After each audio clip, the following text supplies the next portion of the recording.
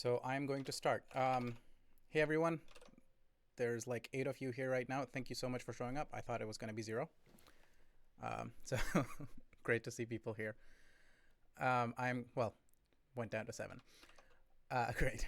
So the purpose of this stream was really supposed to be, I wanted to go in, similar to the Julia video, I wanted to go in kind of blind. And it's not entirely blind, but I knew a little bit about Julia, so I was like, okay, I'll read up a little bit on QLearning and reinforcement learning, and then go in, sort of try to solve something without having too many crutches. So I don't want to necessarily go through a tutorial to do this, but I do want to have something available to myself. So that something is going to be this nice little Wikipedia article. It's talking about QLearning. I was trying to peruse it this morning. It talks a little bit about the overall algorithm of how to update the Q matrix, and I think this is sufficient. So, if you're trying to learn something new, having some sort of an example available like this is nice. I also have my tablet over here connected, so if I need to work through any math or something like that, we can use the tablet. Let's make sure nobody's saying anything. Okay. And so so that's the general idea. I'm also going to be using this 3D visualization tool I have, mostly because I didn't want to mess with Matplotlib for the visualizing the maze and everything. So I am starting from scratch. I'm not using the OpenAI gym or anything like that. I will use that for future videos and for future streams, but for this one, I wanted to sort of start from the beginning. So the list of things that I want to get done during the stream is, set up a class that sets up a maze, and then figure out how to get it set up with QLearning. So, setting up a Q matrix and having the class score how the agent moves through the environment, and then having that score go into, as I was showing before, wrong window. As I was showing before, there's this algorithm for updating the Q matrix, and we'll go over sort of what these things are, and then setting up this update. And then initially, I'm just going to do it so that the agent will randomly roam the space and take it as long as it needs in order to fill in the value of the Q matrix, and we'll just let it run for a while.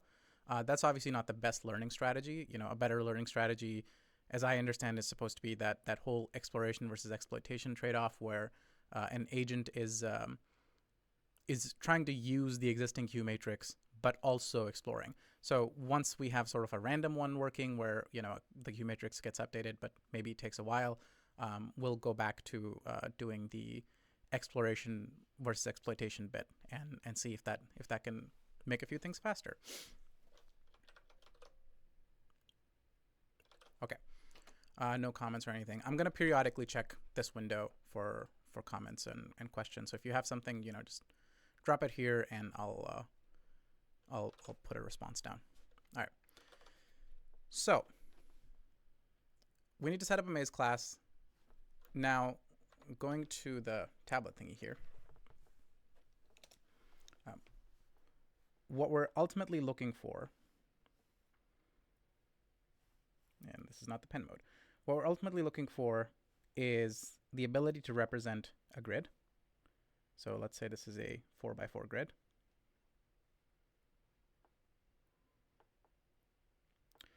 And then, each cell has some piece of information associated with it. So that can be free space, and I'm just going to leave it white. That can be, the agent is in this particular cell, or I guess we'll just track the agent separately. And then, that can be the goal. So this is the goal, or the cheese, or whatever. And, we would want to have, some sort of blockages. So, we can say this cell and this cell and this cell and this guy, they're like not traversable spaces. And maybe, this guy isn't traversable, and some of these guys aren't traversable. And then ultimately what we're wanting to do is, the class needs to be able to handle this agent, and the fact that, when it's in this state, it can move this direction, but it can't go back. That's so faint. I just realized the cursor's kind of faint. So it can move in this direction. That's okay. But it can't go, it can't go this direction or it can't go this direction. And that's true for any one of these, wherever the agent state might be, the class needs to be able to tell it, hey, can you go right or not? Can you go left or not, etc. And then when it moves, we need to be able to give it a reward. Or in this case, everything's basically going to be a punishment. So if you are moving into a cell, as I understand, we're supposed to penalize that, so moving into a new cell would be like a score of negative 0.1 or something like that.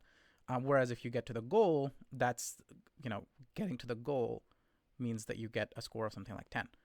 And the reason for this is so that the agent doesn't spend too much time meandering around, because, coming here, this is a valid move. Going back is also a valid move. But the agent shouldn't be encouraged to go back. So that's why every single step is also supposed to be penalized. So we're going to work through setting up a class that can internally represent this. And then maybe have a function that can that you can call to move the agent through the environment, and it's also tracking the agent. It's also supposed to, given the agent being in any particular cell, supposed to give you the possible moves that the agent can make. So, that's at any given point, there's 4 possible moves, but it's also then supposed to give you the subset that's actually viable. And then anytime a move is made, it should return back with the score. Okay, so I hope that is clear, and that's going to be sort of goal number 1. Hey, we hit 10. Excellent. Low key, I want to mention that my my success criteria for this stream was hitting 10 concurrent viewers, so I won. Wait, maybe my success criteria should be keeping 10 concurrent viewers for like a half hour or something. So we'll see. All right, so I'm going to just start writing stuff down. So I said I want to have a class, call it maze. Maybe the text is too small, so we can increase the size a little bit. Give it an initializer. I'm just going to set a rigid class. So let's actually work towards replicating this example exactly. And then we'll work towards making things general if it comes to that. But again, since it's just supposed to be a hello world, I think it's fine to stick with something that's kind of specific. So let's see. Should I just hard code something then? No, I don't need to hard code. Screw it. Let's just say rows is equal to 4, columns is equal to 4. I am going to assume that the agent is in the. We'll come back to that. So rows equal to 4, columns is equal to 4. We can assume that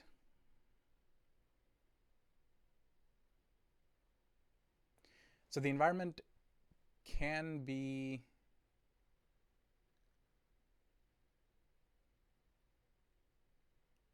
sorry, having a brain fart here. So it's basically going to be a 2D array, right? So if you have 4 rows and 4 columns, I'm just going to fall to my crutch of NumPy, and let's just say self.env is equal to np.zeros 4, 4. And I'm just going to set up a quick quote-unquote test.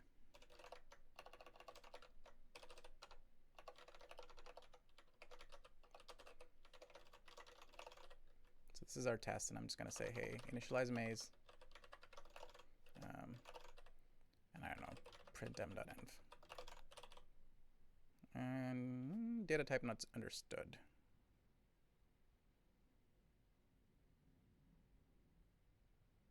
Did I make a mistake?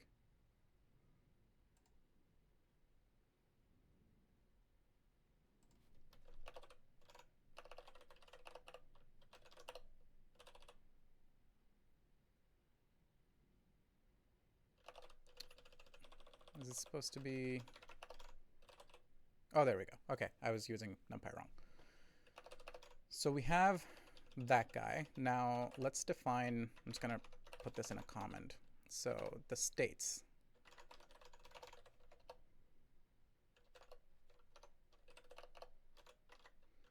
So 0 means free.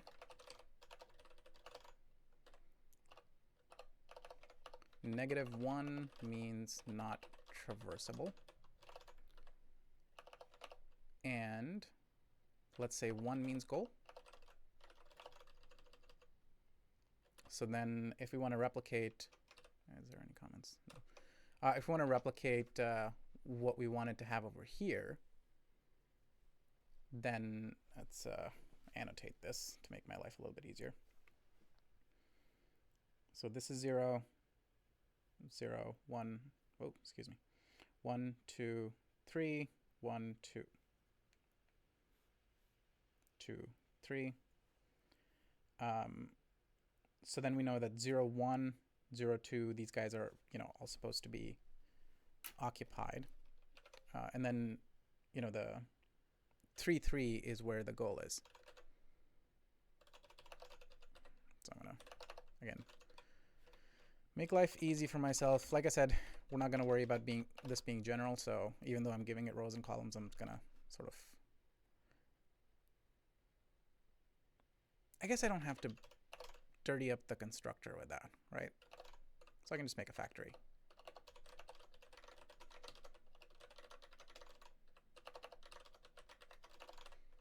And then we can say m.env is, e is equal to m.env, and e33 is equal to the goal state, which is 1. I'm not going to use an enum or anything.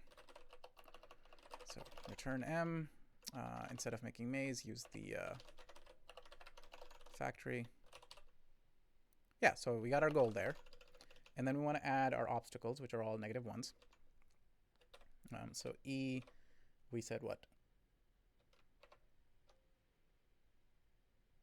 So first row, second and third column, so 1 through, I guess it would be 3. So did I do this correctly? Yeah. Okay, so these guys are now non-traversable space. And then the same is true for the second column and 2 through 4, or just 2 through, -1. That also looks correct. Okay.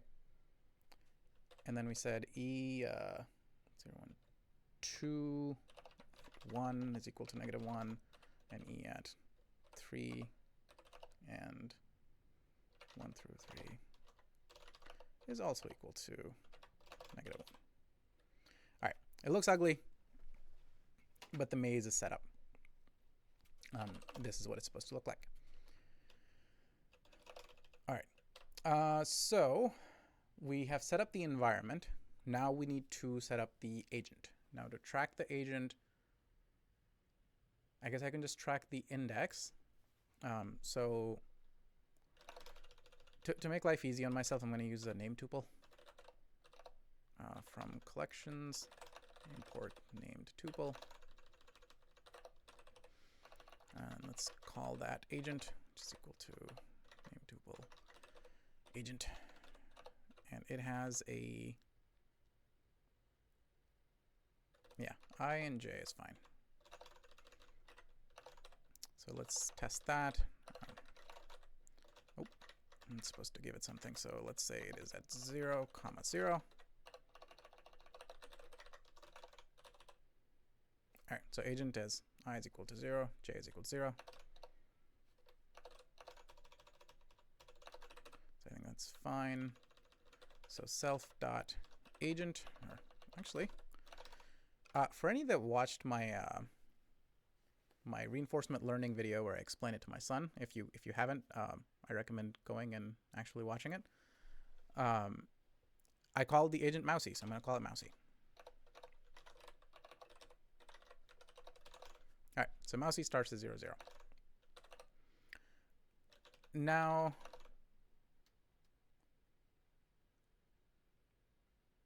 how should I visualize Mousy? We can use a 6. How about that? So I'm going to add a stub here where we just want to visualize the maze. In this case, I'm just going to print the environment, but I'm going to self.and.copy and then essentially just print E out, but we want to put the agent in there. So E, and then we can say m is equal to self.mousey, m.I, m.j is equal to some indication of mousey. So in this case, this is going to be the number 6, and then print E. And then I can get rid of this and just say m.visualize.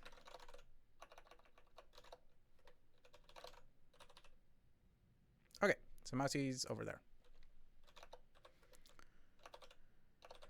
Great. So now we need mousey to move. Let me think about this. So going back to our drawing board.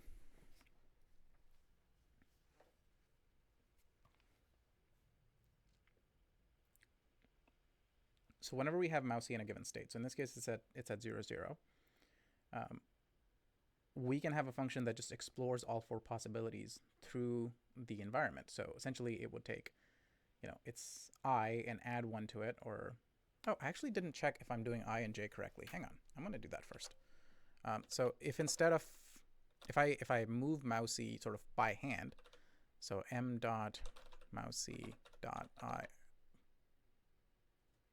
wait, am I making a mistake? I can't do that.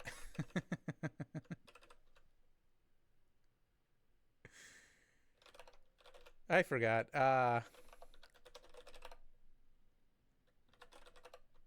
Yeah, I have data classes. Let's use data classes. No, that's also not gonna work. What am I doing? I'm just gonna make a class because I'm an idiot.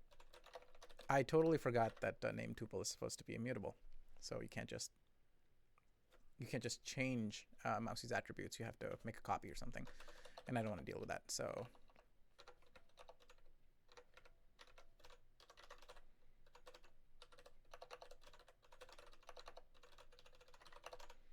we'll just do this instead. Index 5 is out of bounds, so that's correct because, all right. But we want, let's see if we can move mousey to I is equal to 1, and that should move it down a row, right? Did it? Yeah, I did it correctly. So I is supposed to be down our rows, and then j is supposed to be across our columns.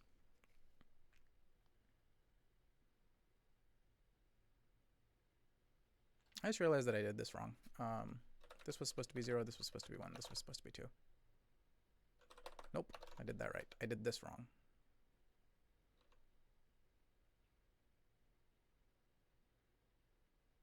You're 0, you're 0, and you're 2. Yeah, okay. Now the maze looks correct.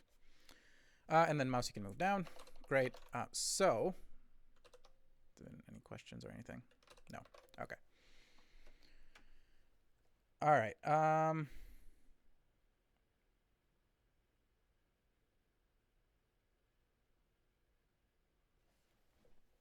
Sorry, just thinking. So yeah, it should be relatively straightforward. We need some form of bounds checking here. So let's just add a convenience function for that. Is in bounds. I don't like, that name is kind of long. Let's just say inbounds. It's a little bit easier. Self, and then should we use agent?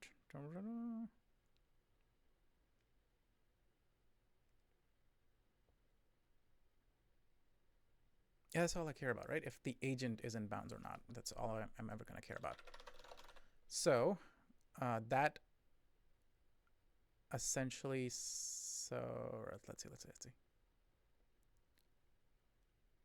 We have columns and rows. No, we have rows and columns is equal to self dot and dot shape, right? And then we want to make sure that agent dot I, well, that would be after we've already moved the agent, right?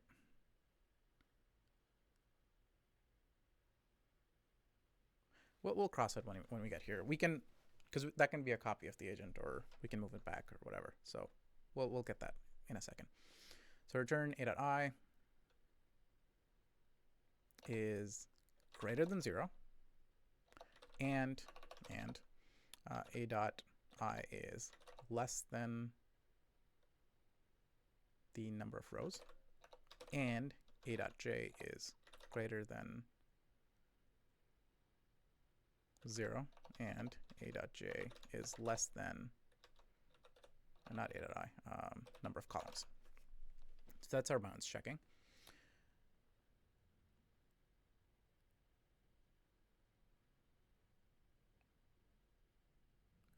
No, I'm not going to do that. I'm not going to bind it to an agent. I'm just going to bind it to a position of the agent. So I and j, and then here's a nice space max trick. Did it wrong. You can highlight these and space SE, make sure that you're only looking at the line itself, and then Shift D, and that gets rid of all of them. Sweet. So yeah, this is basic bounds checking. So then what we can do is we can generate for every given, oh, you guys can't see it, I just picked up my tablet. Okay, so for any space that we might be in, we can move the agent to the right, to the left, up and down. So I guess we should add a convenience function for this. And then get each of those guys and check to see if they are in bounds, and then only return the actions, the possible movements that the agent can take that are inbound, which in this case would just be this guy. Okay, so that tells me, yeah, I guess I could have just returned a copy of the agent. Whatever. I'm just going to return a tuple for now. So def, no, I'm going to return a copy.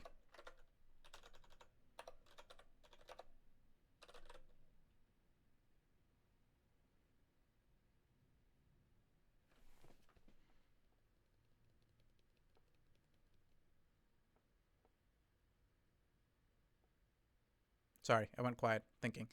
I should say what I'm thinking. I'm just trying to figure out how to implement these functions in a nice way. The functions that I'm trying to implement are just agent moving up and down, or agent moving left and right.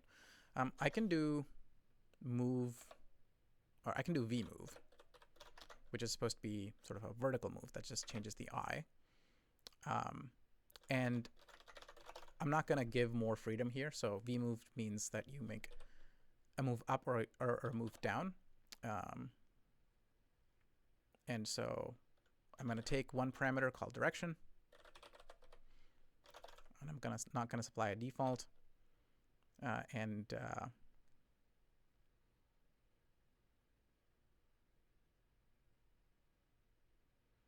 there a signum function? We'll just replicate one.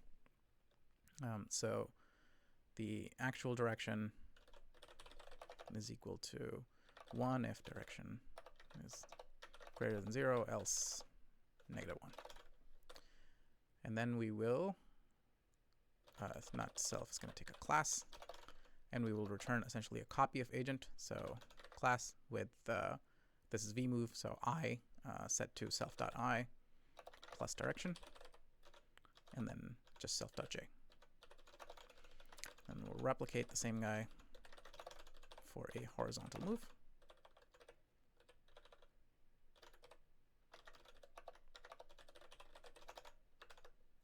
Cool. So that should move the agent and return a new agent. We can test this by, instead of doing this, moving the agent. So m.mousey is equal to m.mousey.move. Nope, not move. vMove. I want to do -1. m.visualize. Self is not declared. Of course self is not declared. Oh, right. It's a class method. I did this wrong. Yeah, so it doesn't need to be a class method, but it is returning a copy. So that's CLS is meant to be, whoa.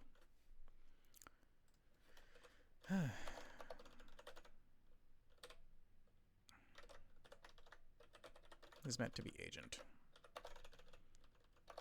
This is super ugly, but I'll get to cleaning it later.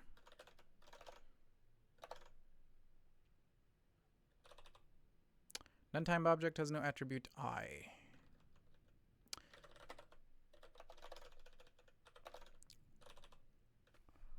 Okay, so that was utterly wrong. Whatever we have done has moved the agent all the way to the end. Because I moved it -1 as opposed to 1. But why did the -1 move do that?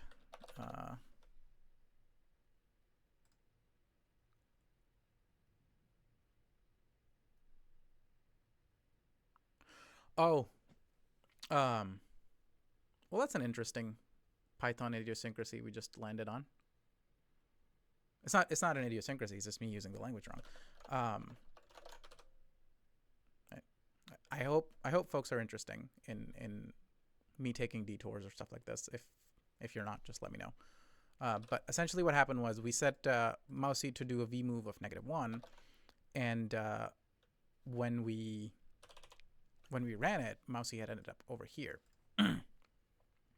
And that's because -1 in Python for lists, and NumPy inherits this. It means go to the last element.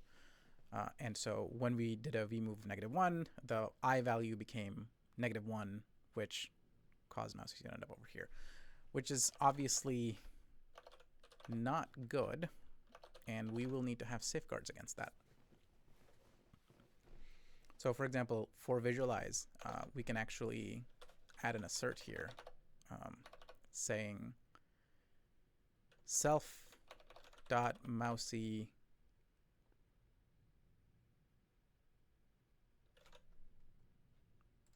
So I'm just going to add a property here.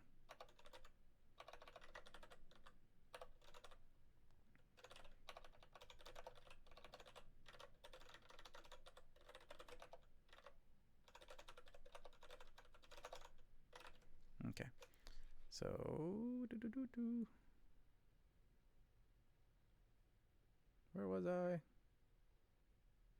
Visualize, assert self.mousey dot look, and we can just say self.inBounds.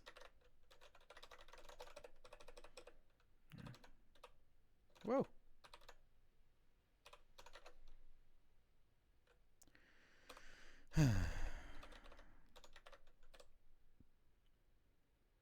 In case folks are wondering why I seem to be making so many mistakes, I'm just gonna blame the weird pressure. I made a mistake while saying that. The weird pressure of presenting to a group of people that you cannot see. I'm not, it's a lot of it is nerves, but some of it is also just me being a spaz. Okay, so we can assert that mousey's in bounds, and this is now going to fail because according to the, I guess, the dynamics that we have set up for the environment, it's not going to be in bounds. So that should raise an exception. Assertion error. Oh, we should add a message. Mousey is out of bounds. Mousey's out of bounds. Okay. So now we can kind of safeguard against these kind of things creating valid moves. All right. So we can do vertical move. Mousey's out of bounds. That move is supposed to be valid. So what did I do wrong?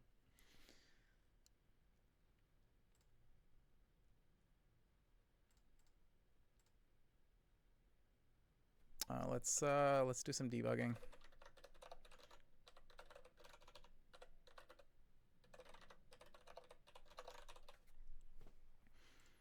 One and 0. Oh, greater than or equal to.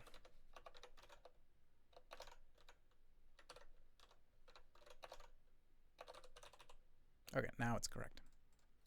Get rid of you guys. Get rid of you guys. All right, so now mousey's in bounds. We can make the move. life is good, but this is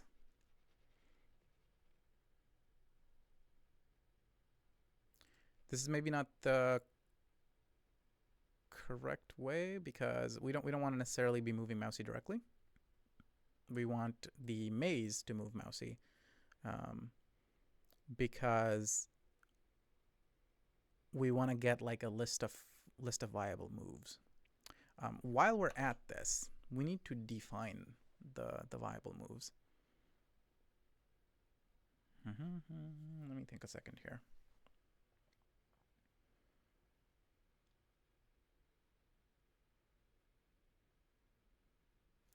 So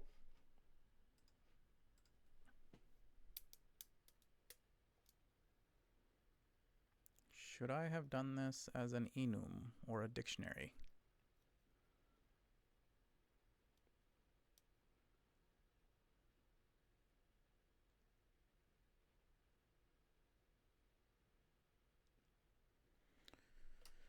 I mean, it can return viable moves as a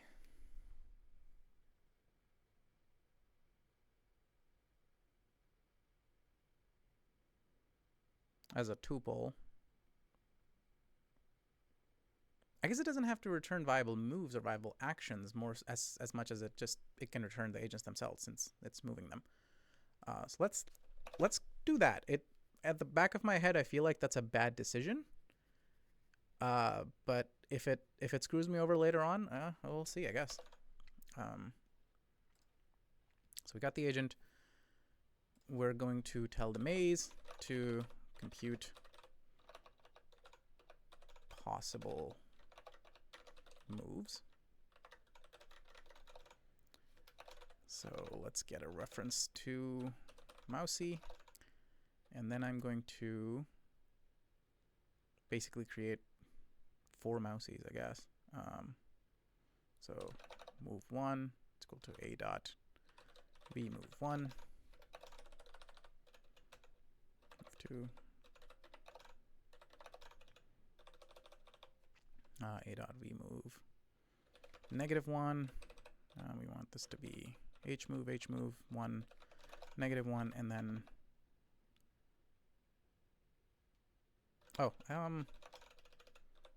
why did I do that this way? Let's get rid of that and just put this in a list.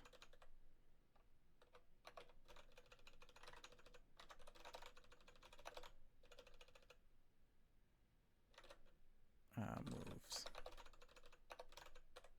And then return m for m in moves if self.inBounds m. So that should give us all the valid moves.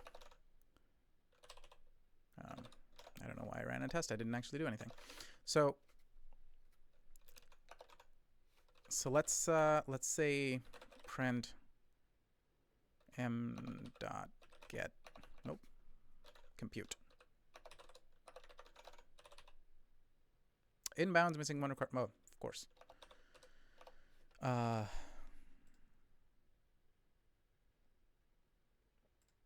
Yeah, should have gone with my initial instinct of accepting an agent, but it's okay. We can do more abstractions. A.I, A.j, because I didn't change the function.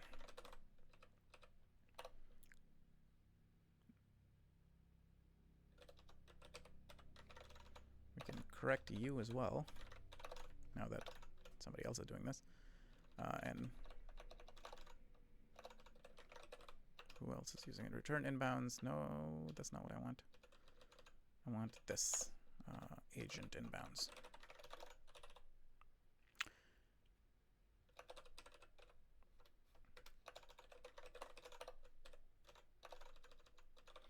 Self. Okay. This is this is not okay. This is actually no. This is still wrong. It's returning 3 moves. But I also need to add a repr to this so that we can print it.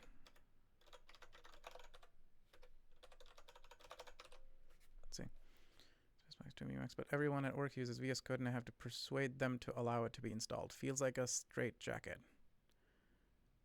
Alan Auckland, have you, I know it's not the, it's not Doom Emacs, it's Space Max, Abedin. So I would, sorry, I'm taking a question break, I guess. So Alan Auckland, I feel your pain. Thankfully, I'm in a work environment where I don't have any restrictions on what tools I can use, and that's the courtesy we tend to give all of our developers. If you are stuck in a situation where people don't want you to use Spacemacs, which is kind of weird, but if you are stuck in that, do check out VSpace Code.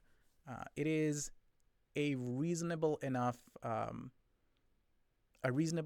facsimile of Spacemacs, and it, you know, it may sound like heresy, but for sometimes VS Code is actually a lot nicer than Spacemacs. I find myself fighting with Spacemacs a fair amount, but I continue sticking with it for Oregon and a few other really nice, a few other niceties, and also the fact that I can use it over terminal.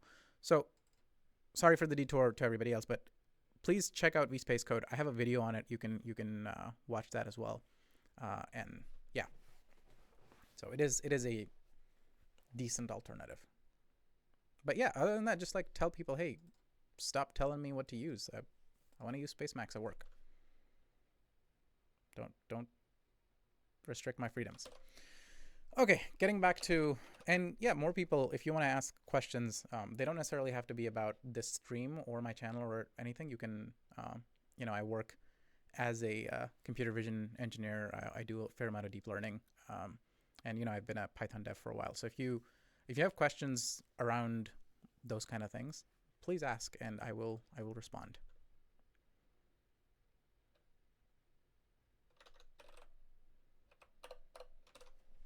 Okay. All right, so we have, what were we doing? We wanted to have a repr because I wanted to visualize the possible moves that it's returning. All right, so in repr,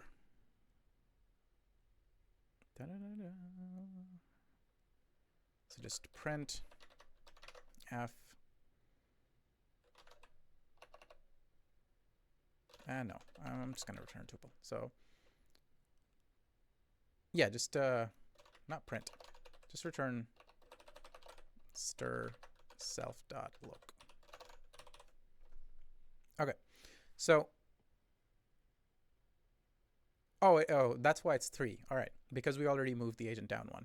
So the agent is over here. When we ask for possible moves, it says you can go down to 2, which would be over here. You can go back up to 0, 0, which would be over here, and then you can go 2, 1, 1, which would be over here. Now, this is all because we did the bounds checking, so the agent can't fall off the map now, but it can hit the -1, which is not something that we want.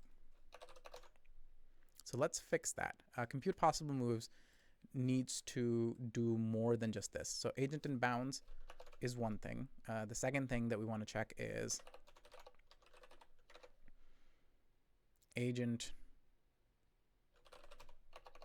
would die,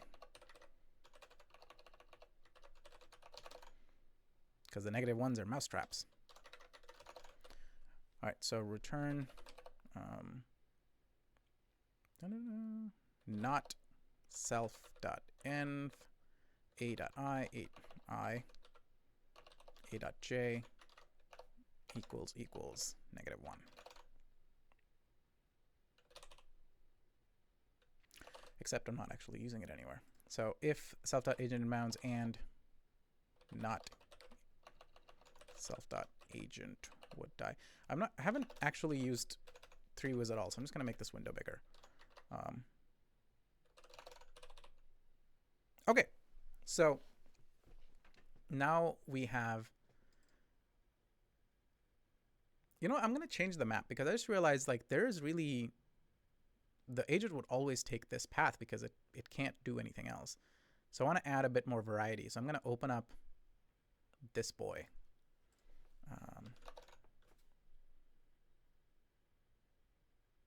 here, make test maze to this guy. I'll get rid of that.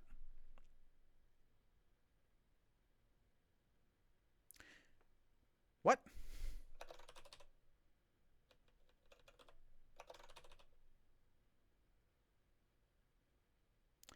How is it that I'm getting a viable move now? Oh. Oh, hang on. I made...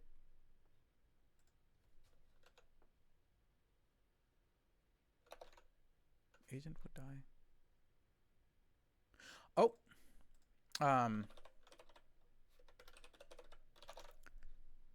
I didn't not do a double negative. Yeah, we had a double negative there. So it was actually considering the negative ones as the only viable move. That would be wrong.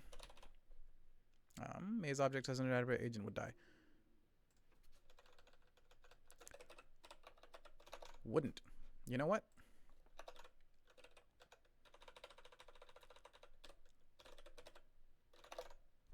Let's use a meme. Agent Diant. That's clear, right? Good programming.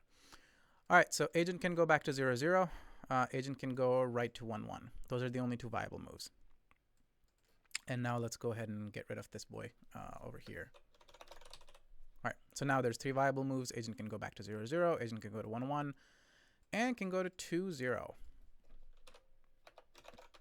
I'm going to take a water break. Sorry.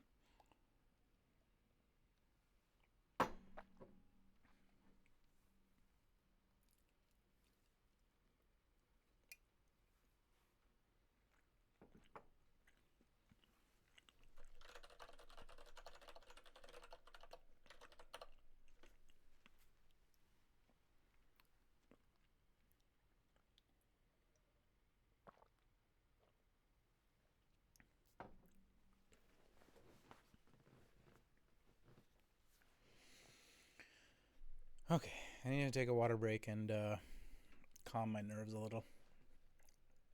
All right, back. So we have, let's see, what did we set up to do? Somebody visualization scoring. We still don't have any scoring, and the visualization is still kind of, what am I even doing? It's still kind of sinky. We're just printing out the matrix. I want to move away from that in a second. But yeah, that's all that is right now. Okay, so compute possible moves. To take a next move.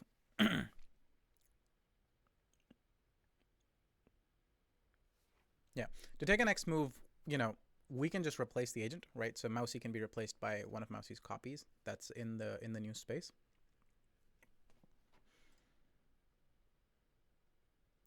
And then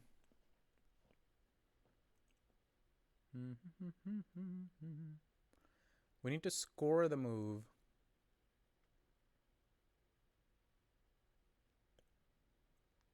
So yeah, we need to do a few additional things. I'm gonna actually add more subtasks here.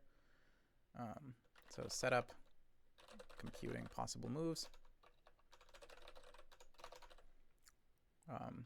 Set up win condition. We haven't done that yet.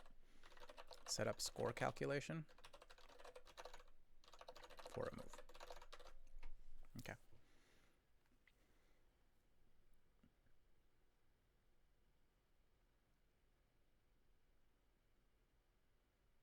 Oh, and at some point we're going to have to map states to a Q matrix as well. We'll come to that when we come to that. Here from Reddit. Thank you. How do I run the Python? Hello, Gem Ursaz, a stranger I do not know. Comma CC to run the script. Which theme I'm using? I'm using Doom 1.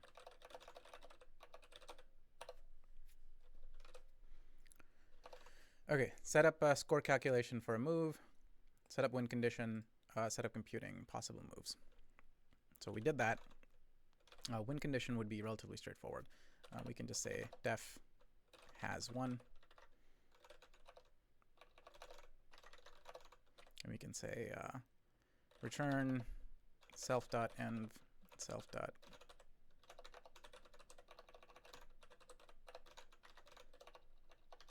a dot I e dot j equals 1.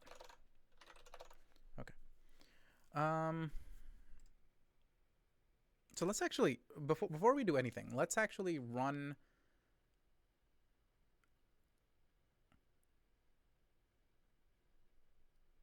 I'm going to add a function here called. No, I'm not going to add a function. Just for the sake of a test, I'm going to make a maze. I am going to randomly move mousey through it. So self import random. So, and then I'm going to say while not m dot has 1.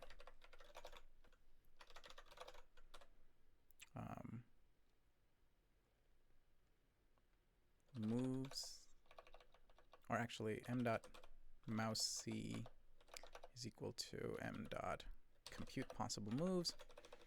Oh no, I can't do that.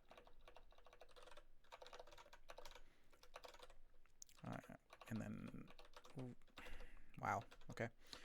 Random dot shuffle moves, not m, but current move is equal to shuffle that, and then let's grab the topmost one, and then self.mousey, not self, m.mousey is equal to move. And then we can check again if m has 1. So here's hoping this isn't an infinite loop. None-type object is not subscriptable. Holy Lord, okay. Because shuffle doesn't return anything. So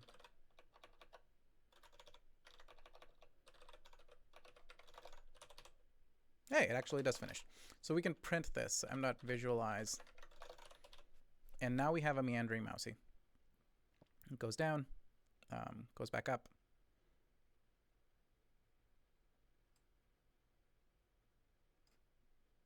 Sorry, down, up, down again, up again,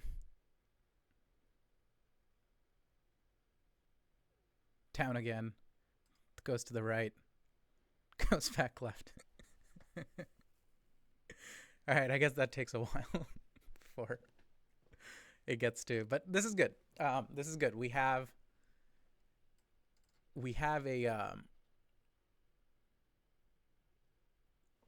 an agent that can randomly just sort of bump around and get to the end.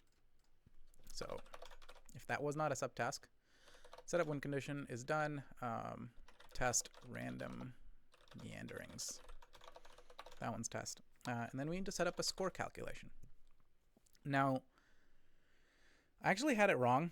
And maybe this is just wrong about QLearning, or maybe how the states are being set. But my thought initially was that every lecture or anything that I ever listened to, they were talking about how QLearning has this problem where you don't necessarily, like the agent gets a score at the end, because you don't necessarily know if a particular move is good in that moment. You know, especially if something's learning to play chess or something like that. You can't.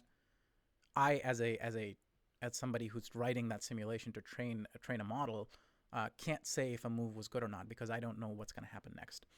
So usually when something like that, when you have, multi-agent training, or even a single agent training, when they're trying to play a game, a game could be Pong or something like that, I can't say if the move that was taken was good.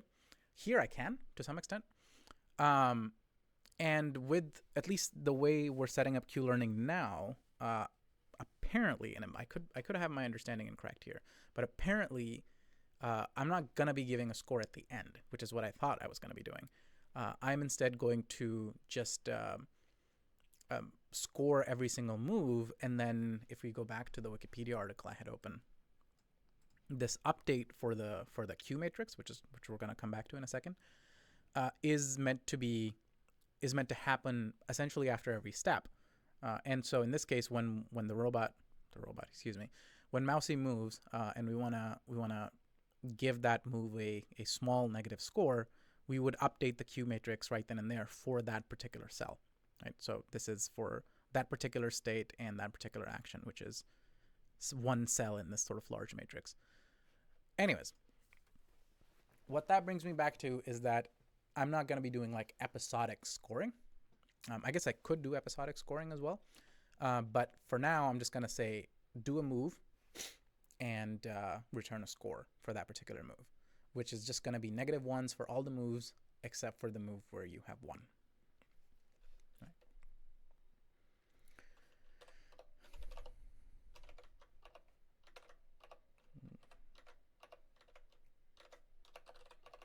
Oh my god. It's spazzing out here. All right, so do a move, self, just pass in a new agent. And then we're going to say self.mousey is equal to. There's another bit here where we might want to have additional negative scoring if the agent wants to go back to some place that it's already been. So when we get to that, we can elaborate on it using this function. So self.mousey is equal to, let's just replace the agent. We can do like an additional assert here. I'm not going to do the additional assert because I'm just going to assume valid move passed. I'm not going to do that. I'm not going to assume valid move was passed. So let's do def is valid new agent. Let's go down to here and just get this guy.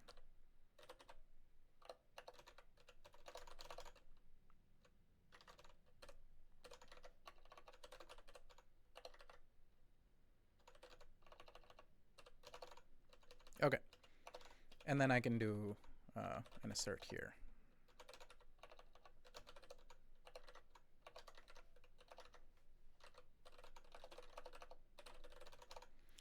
Okay, so do a move, have an assert there.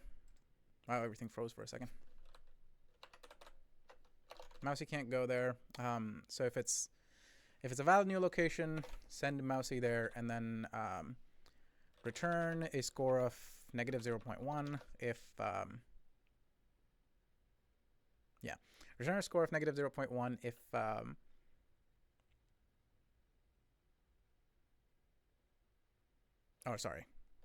return 10 if self dot has 1, else -0.1.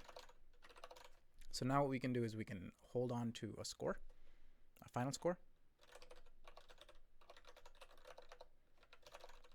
And instead of doing this, we'll say m dot do a move, pass it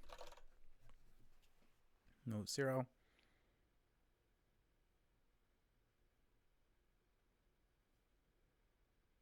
Hang on one second. I just realized I could potentially open the stream on my phone and answer questions. Can I? Yeah, I can. Okay.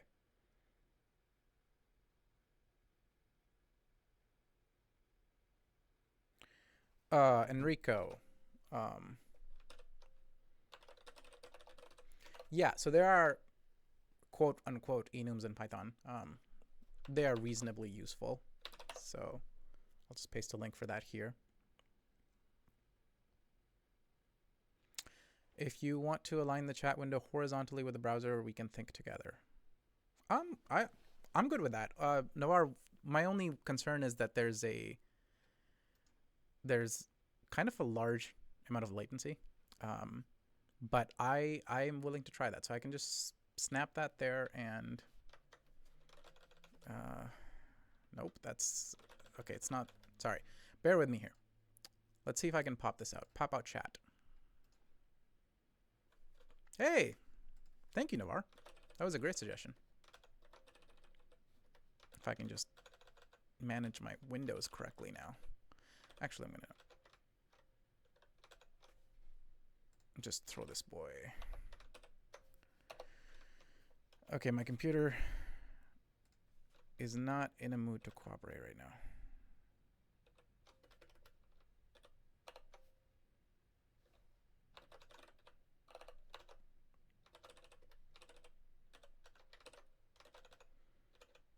We can make this window a little bit larger.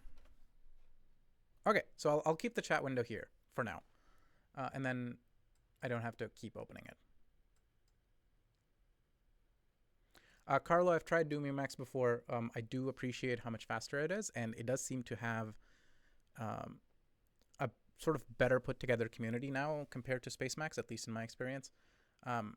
It's very nice. My problem is I am so used to Spacemacs at this moment is that anytime I try to use Doom, I stumble a lot. They have, some small subtle things. The key bindings are different or done or slightly differently. Some of the defaults are different. So that's why I haven't used it too long.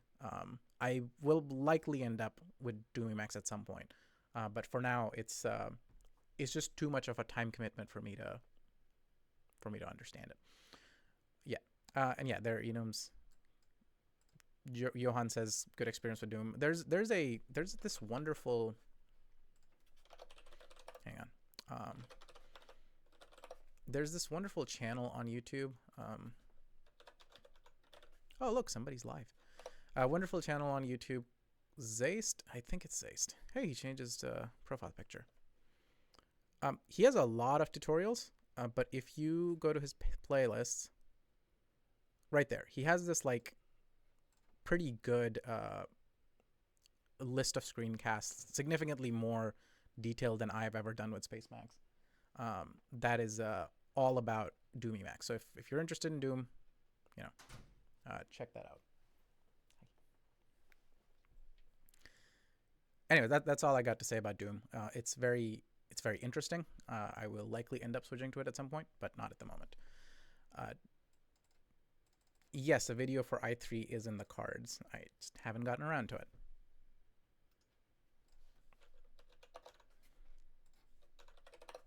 All right, getting back to the problem at hand. We wanted to do the score calculation, which we now have a function that returns scores. We can do a move directly through the maze class and then just add a score. So do a move is returning a score, so we can just say final score plus equals. Maze object has no attribute I. What did I do wrong here?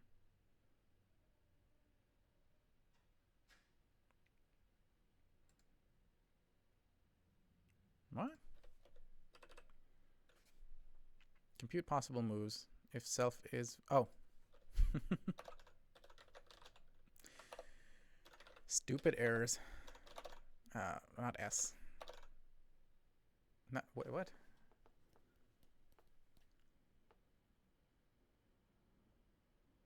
No. What am I doing wrong? In the list comprehension, M for M in moves if self dot is valid new agent M. We pass that to is valid new agent gets a self dot agent demands M. This is what's wrong. And this seriously, Python. Yeah, sometimes Python makes me mad. It was somehow inheriting this object from this scope as M. I don't know why. Okay, I'm not printing the score, so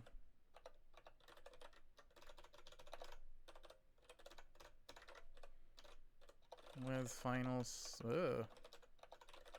score off final. Wow, okay. Score. Done with final score of 200. That is obviously incorrect.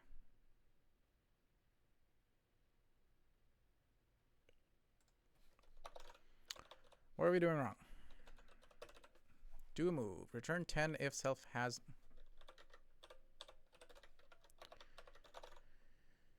Okay. I guess functions are always truthy. Somebody chime in with chat with a suggestion for a different programming language.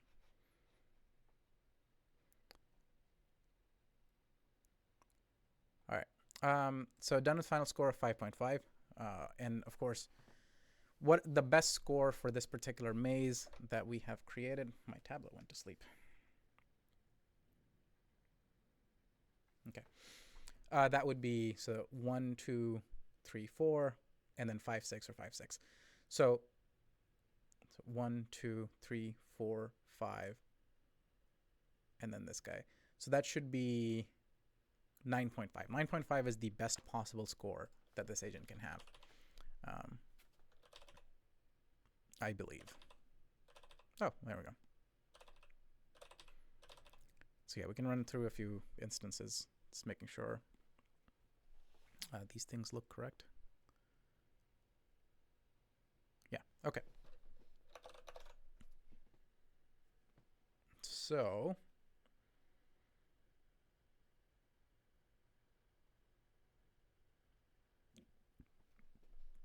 now that we have score computation,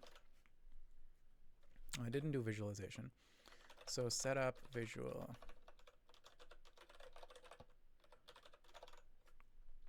And then we'll get to the actual learning part.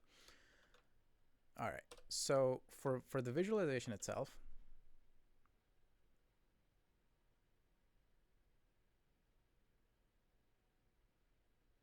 oh, thank you. Diode. I don't know how to say your name. I'm sorry, but thank you for the suggestion. That's a good idea. I didn't think of that.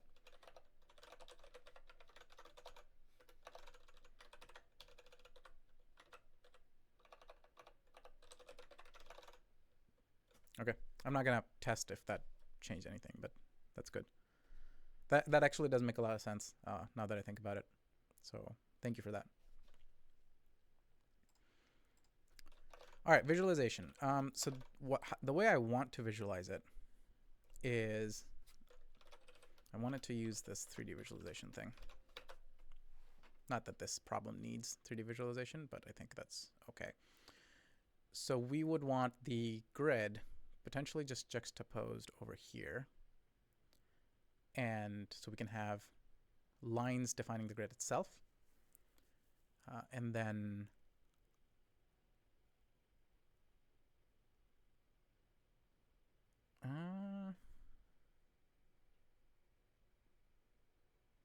how do I want to play this?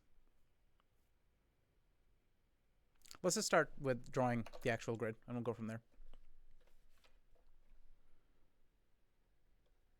Sure. Rico, I can make a... Let me actually put down...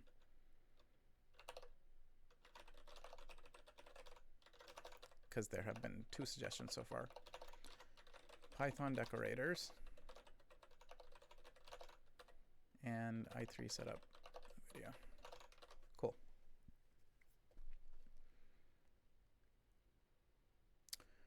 Okay, so in the visualize function, so far we've just been doing the printouts.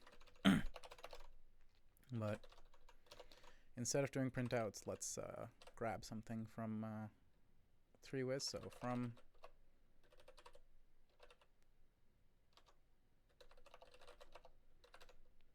plot 3D, let's do plot pose and plot line segment. And then we're just going to draw out the maze itself. So number of rows, number of columns.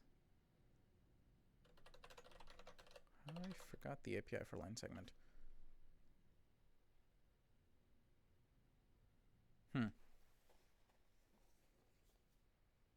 I guess I'll only want to visualize it at the end of an episode because otherwise it might get too much. We'll figure it out. Okay, so if I want to plot the maze itself, this goes from... All right, let me think about this.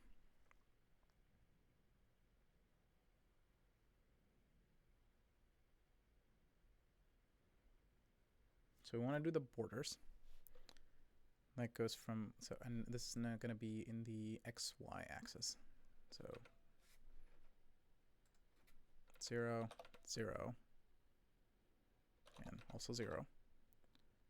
And the X2, Y2, Z2 would be I think the number is fine. So the rows should go in the x direction. X to the right, y down. Could go this way, right?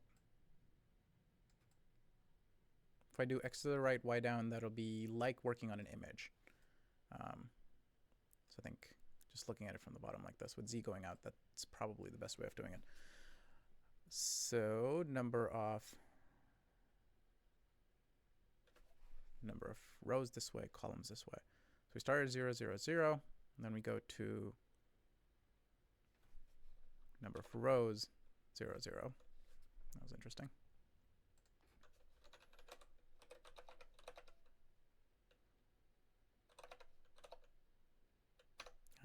Call it edge 1.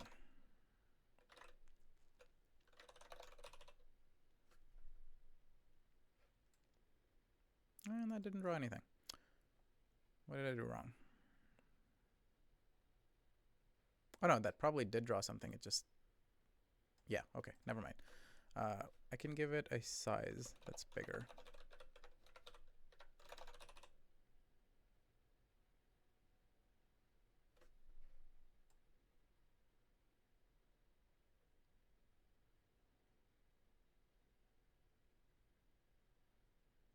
Am I doing this wrong?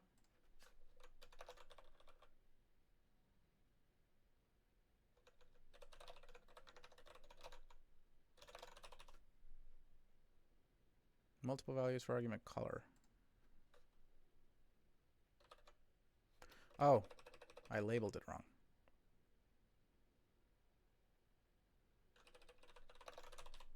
That makes a lot more sense.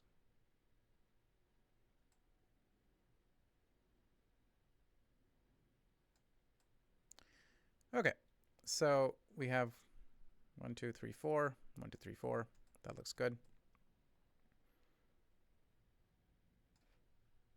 Maybe the size needs to be, or actually the z values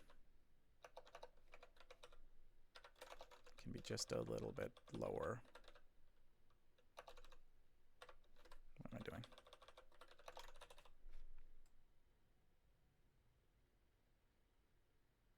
Yeah, I think that's fine.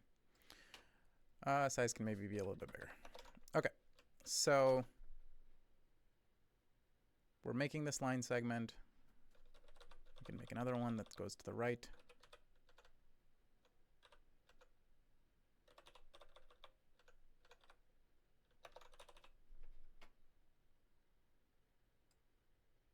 Right, did I do this right? No, I did not. So yeah, basically to the right here. Let's do this as E2, second edge, 0, 0, Z. That's perfectly fine. And then that becomes 0, and this becomes NC. Yeah, there we go. This part's probably going to be a little bit boring, I'm sorry. And then we start at either of those start points. So start at 0 and C Z, which is going to be 0 number of columns. And then we go to number of columns, number of rows, or number of rows, number of columns, and Z. And that's edge number 3. And then edge number 4. We want to, the starting point is going to be the other boy, NR and 0. Look, we made a box. Good job, guys. Okay, so we made a box. Whoop-de-doo. And then what I can do is I need to write a utility to get the center locations.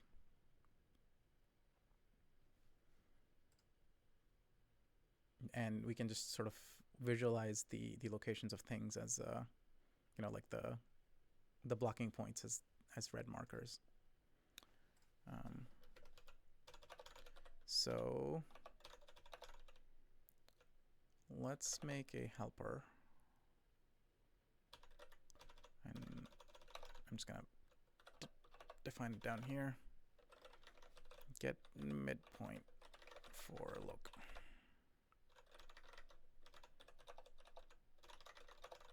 And have it return I plus 0.5, j plus 0.5.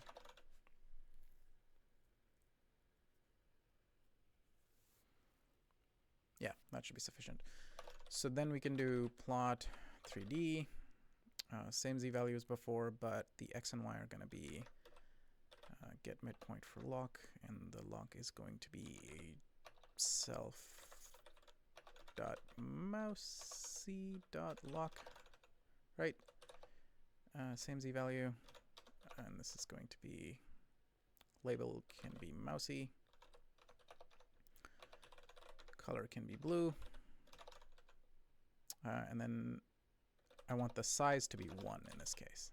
So I hope that's correct. Positional argument follows keyword argument. Of course it does.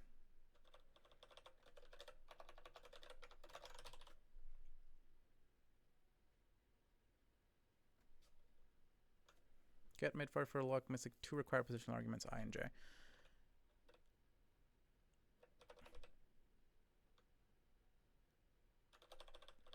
I forgot a star here.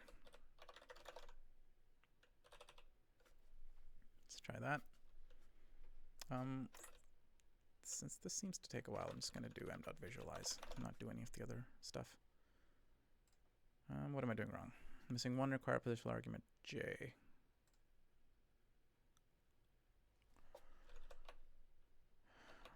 Why am I trying to be fancy?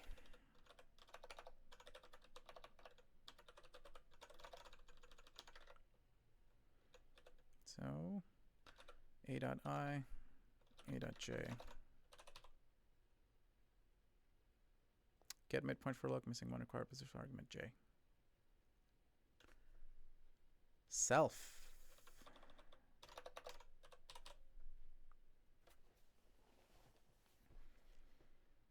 Name final score is not defined. That's fine. There we go.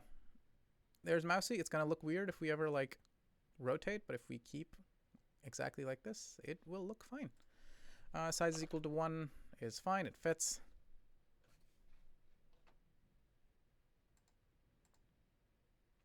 Thank you for tuning in, Ganesh. Good night. And yeah, I hope you watch the rerun. Syndicated version. I'll give the rights to NBC. Okay, so this works, which means we can now also show the goal. So plot 3D, get midpoint for lock, and that can, I'm just going to do 3,3 for now. I know that's the correct one. Z goal color equals green, and then the size equals, what do we want the size to be? 1, obviously. Run that, goal's over there. And then we can do, we want to figure out, I think np.where is what we need. Let's do just a print. So np.where, and we have self.env.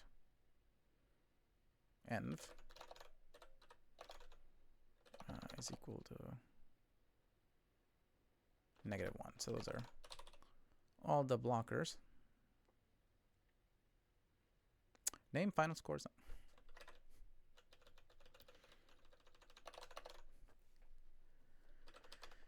Okay, yeah, so np.where gives me the locations of these guys. Is that correct? Yeah, that's correct. So I can just say for I, j in, and then plot these boys, and I want to keep an index here. Actually, no, I don't need to keep an index. I can just create an xy. Yeah. So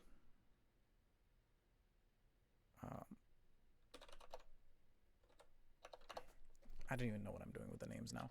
But let's get the midpoint, pass in I and j, and then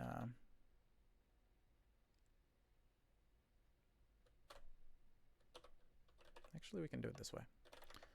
Get midpoint for lock I, j, for I, j in np.where self.inf is equal to -1. And then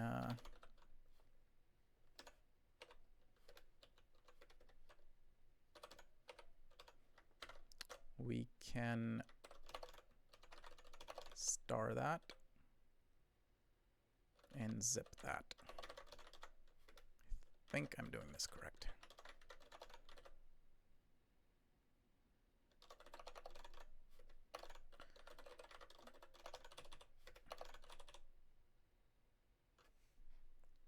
Nope. Oh, what I just realized. I already have the arrays. I just have to add a 0.5 to it. I'm just overcomplicating things here.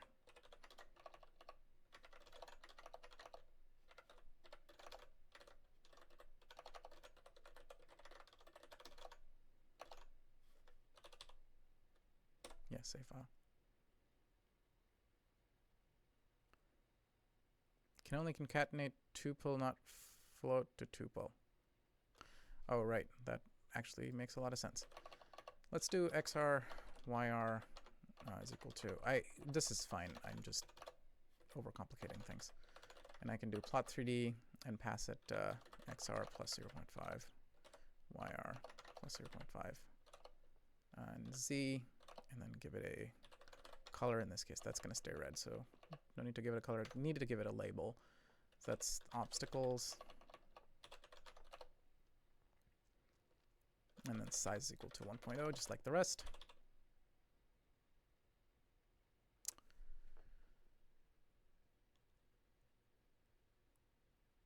Oh, z needs to be an array as well.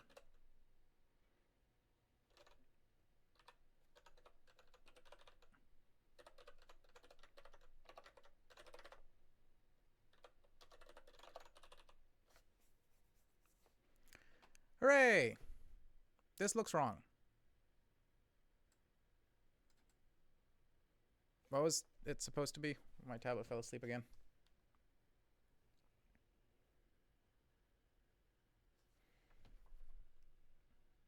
No, that looks right. We just changed it a little bit. Yeah, so this looks correct now. So, if we do the same thing we were doing before,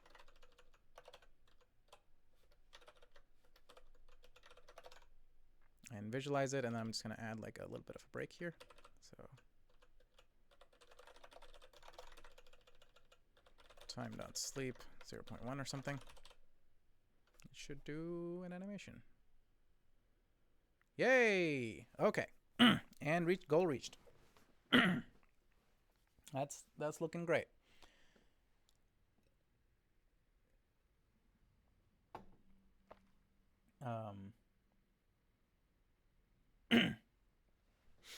So my voice is getting a little bit kind of hoarse because I realize I've been talking straight for 80 minutes. So I'm going to actually take set up visualization 3 weeks. Well, actually, this is not entirely done. This is not done because I want to add the visualization of the path. No, I don't. This is done. I'm getting kind of tired.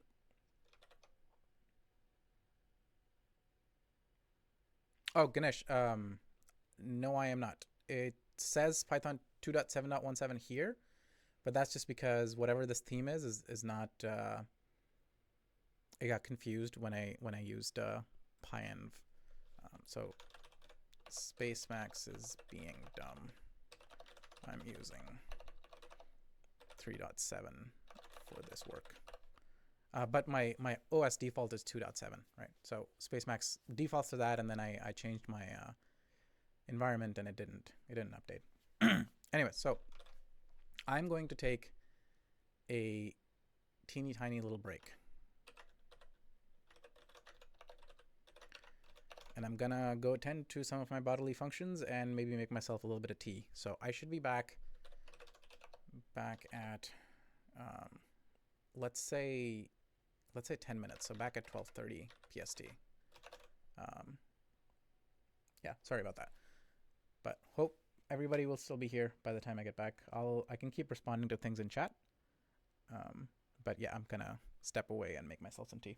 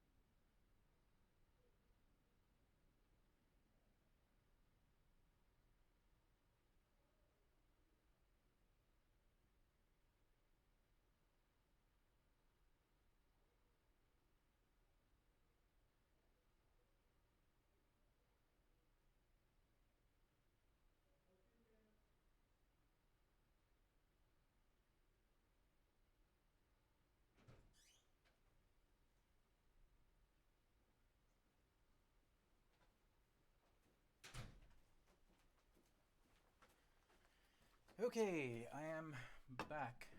Well, I guess I'll wait 2 more minutes.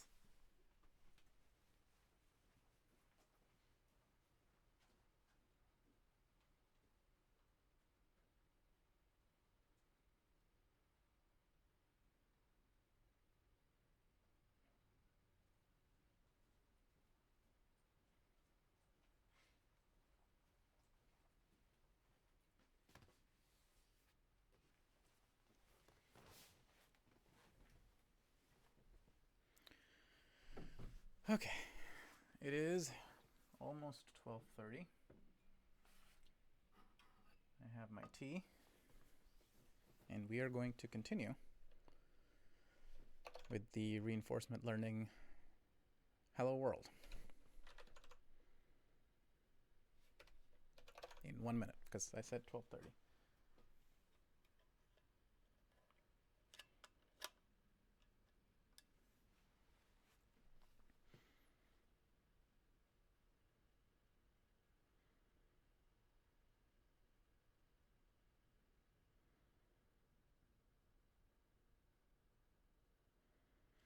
All right, 12:30.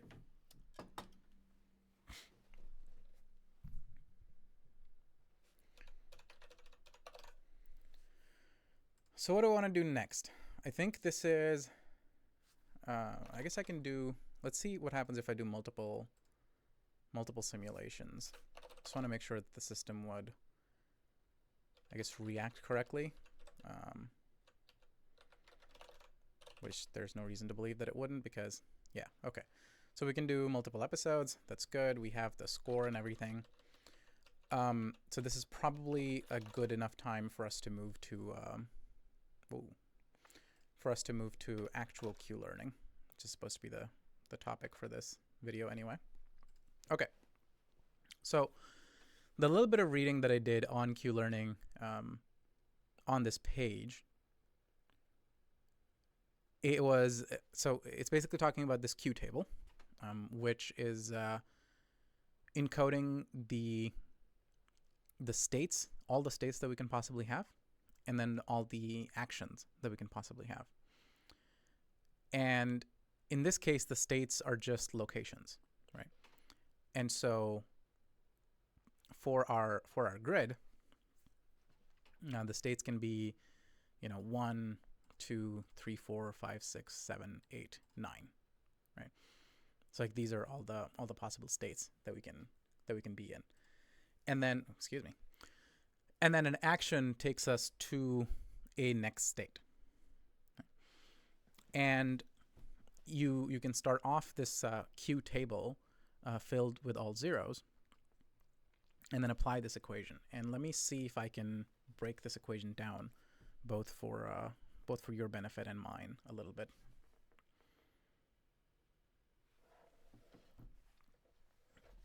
Excuse me. Okay. So some of the things that aren't quite clear to me is whether or not to encode these locations, I guess the bad locations, where mousey cannot traverse. It's not entirely clear to me whether or not I need to encode that in the Q matrix. I'm gonna go with no. Am I gonna go with no?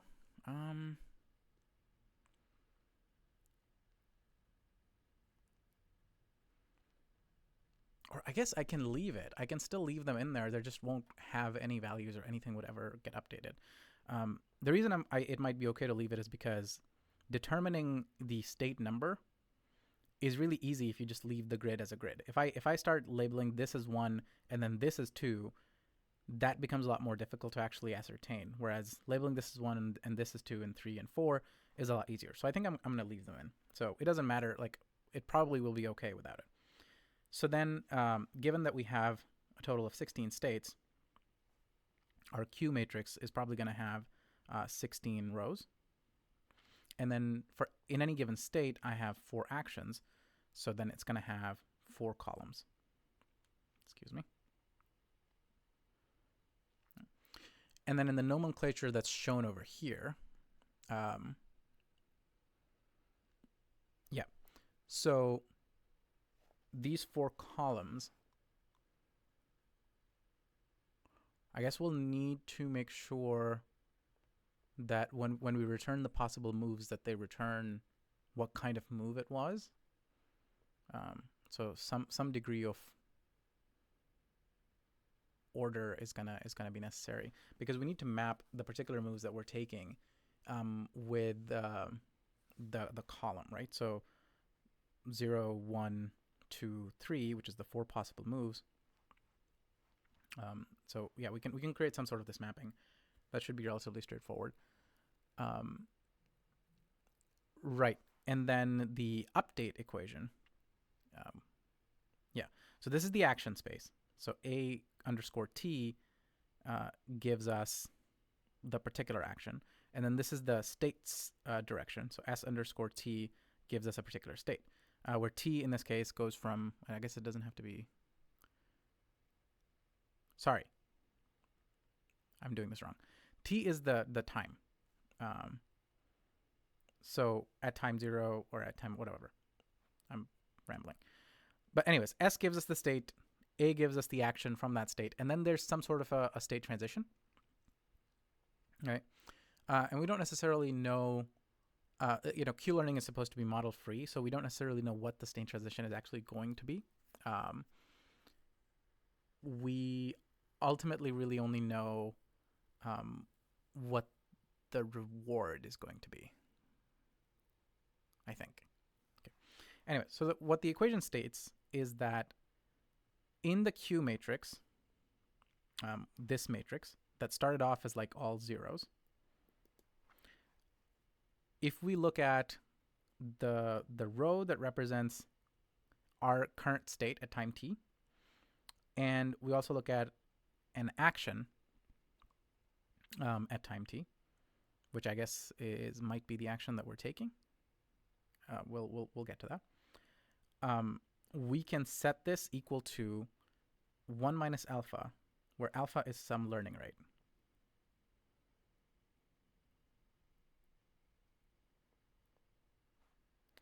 And then multiply it by whatever the old value was at that cell.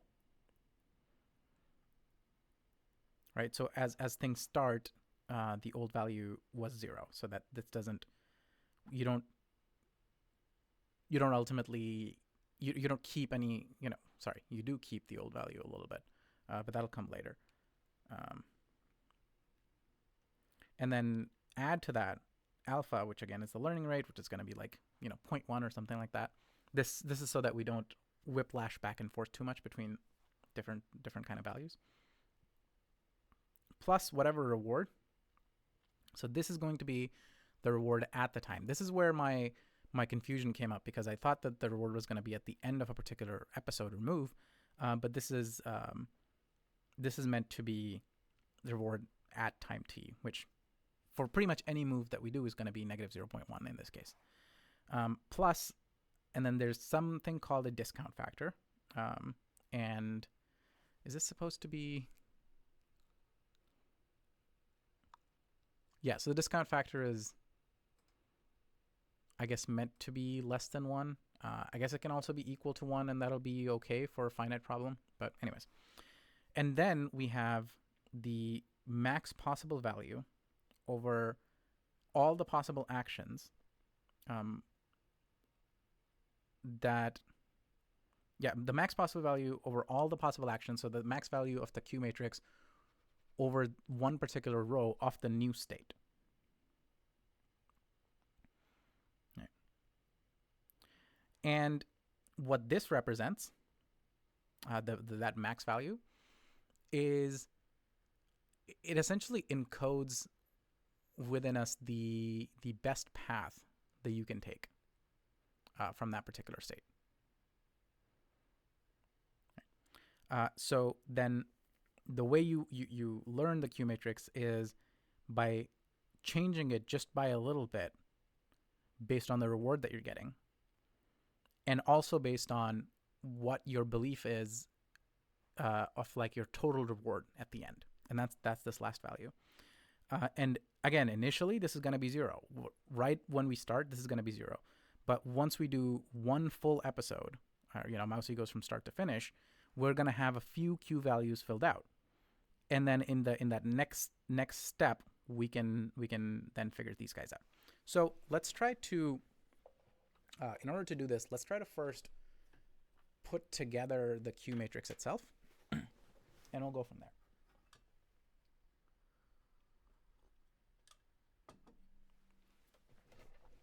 Okay. Back to the text editor. I'm under 9 concurrent viewers. I'm failing. All right, figure out how to get QLearning set up.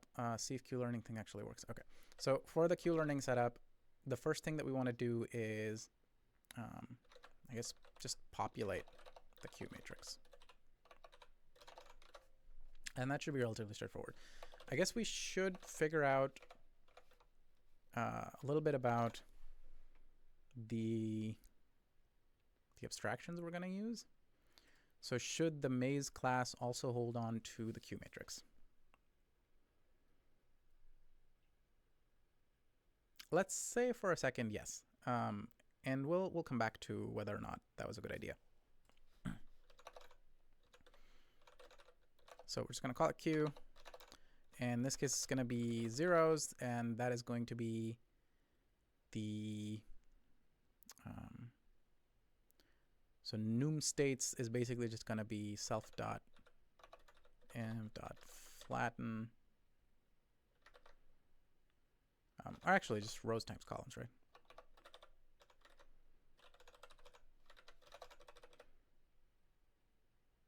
So that is the total number of rows in the Q matrix. That's what encodes all the states. And then the action space we know is just 4. There's only 4 possible actions that we can take.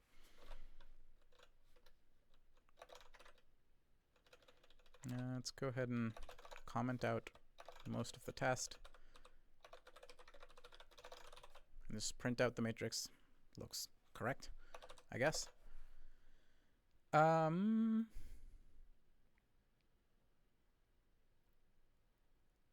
do we go? Right, so we're setting the Q matrix over here. Now, we need to be able to find this guy, find elements in this guy relatively easily. So the first thing that we need is some way to transform the location of mousey into a state, and that should be relatively straightforward. So we can encode that in mousey. I weirdly coupling these two objects together, but whatever. So let's just say state, and we're gonna write this as a property, and then return let me think a second. Self.I. So let's see. We want to return. How do we want to map this? So if this is 1, 2, 3, 4, then we would do I times the number of rows, right? Oh, okay. Never mind. Agent can't do this because agent doesn't know the environment. It just knows itself. So that's the wrong location to do that. We would do that here instead. So state for agent or something.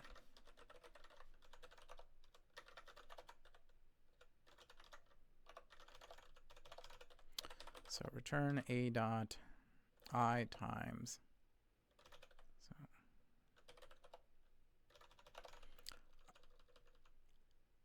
Yeah, a dot, so nr and c is equal to self dot int dot shape, and then a dot I times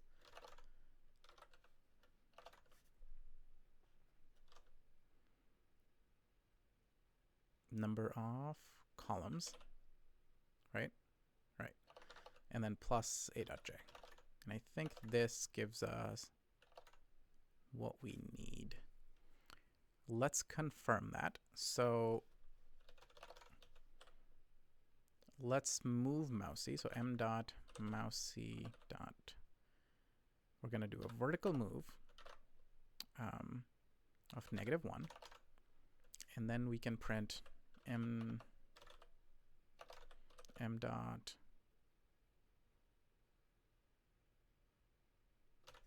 What did we just set? Am I going senile? What was the name of the function? State for agent. And we'll pass it m.mousey. Yeah, we don't want to tie it to m.mousey because we want to figure out the state for a particular quote unquote move as well. So yeah, so state for agent, agent is m.mousey, and then just print this guy.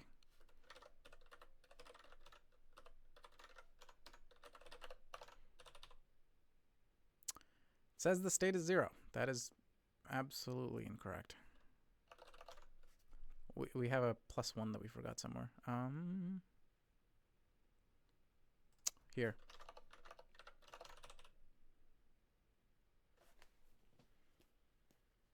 I'm going the wrong direction. Because I said I wanted... I guess the direction could be this way. I just don't like it as much.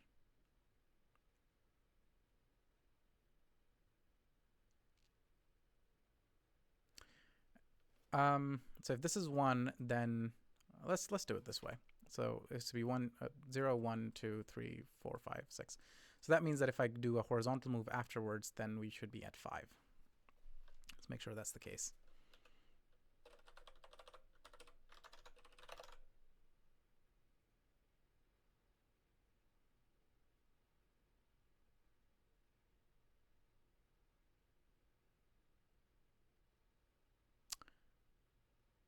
I did that thing again.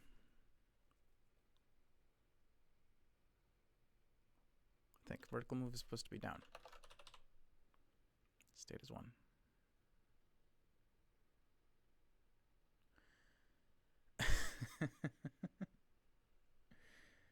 Sorry about that. I just had another brain fart. I'm not actually setting mousey to this.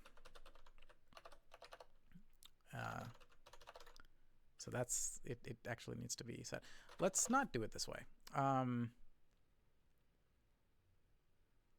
Yeah, let's not do it this way. Let's use do a move so that we have the guarantee.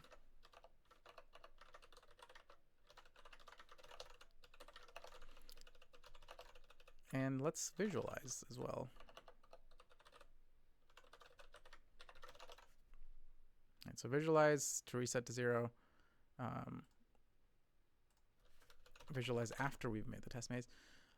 Do a move. Print the state. Vertical move of 1. So let's see if this works or if we hit an assert.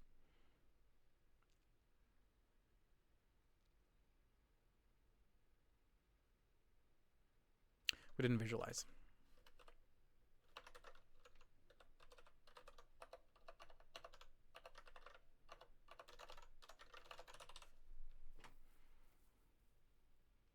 Okay, so we did a move. Oh, okay, never mind. I had done the math correctly. I just was using it wrong. So it is 5. And I actually don't want to do that +1 I did before.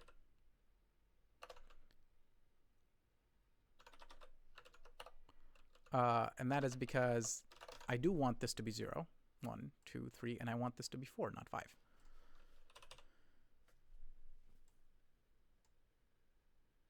Yeah, that WebSocket takes a while. Okay, so now it's 4. We're good. Life is good. Okay, so we're able to take now a particular agent and return what state it's in, and that's great. The next thing we need to do is map moves to an action or an action column. Right. And so when we compute possible moves, right now what we're doing is we're just killing. So yeah. So we could translate this into our move set. So A positive vertical move, which in this case is going to be down, that's 0. This is 1. This is 2. And this is 3. So 0 down, 1 up, 2 right, and 3 left. And that we can do that relatively easily because we can just, instead of returning a move by itself, we can return a move and that move's index.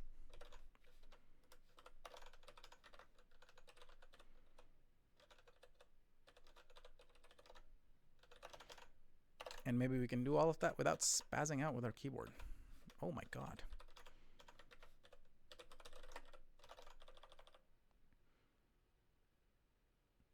Yeah, so now it will return 0, 1, 2, 3 for these guys.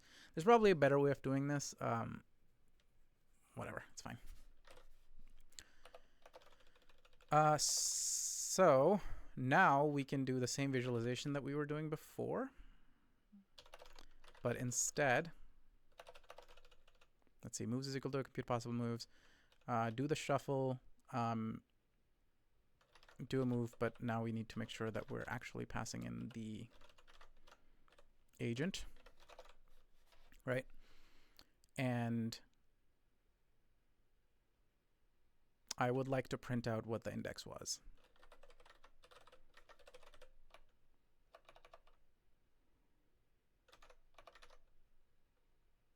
Took move IDX 0, 1, and then visualize that.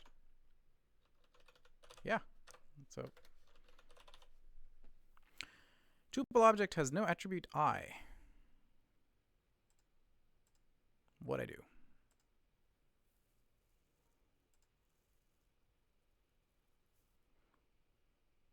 Agent and bounds, agent, so that's fine, but I'm not passing it a tuple, am I? Oh. Yes, I was. All right, starting. Took move index, blah, blah, blah, blah, blah, blah, blah, blah, blah. Yay. Okay, we finished. So that's working. We did populate the Q matrix. And then we also mapped our moves to action index. We did that. Right, so we have, I think we have everything, right? Our tablet went to sleep again. I need to set that to not sleep for the next stream or something. But yeah, so I guess it doesn't actually make sense to tie the learning portion to this boy.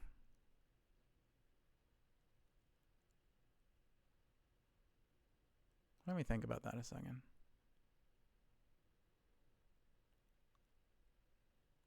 Yeah, I'm not going to do that. Because I think the most convenient thing for me to do is to keep destroying and recreating the maze whenever I start a new episode. So I'm not going to tie the QLearning to it. I'm going to create a different class.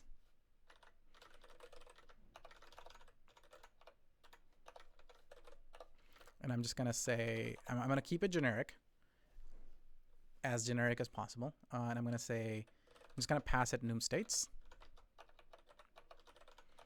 and enum actions. And I'm going to set the matrix to have that.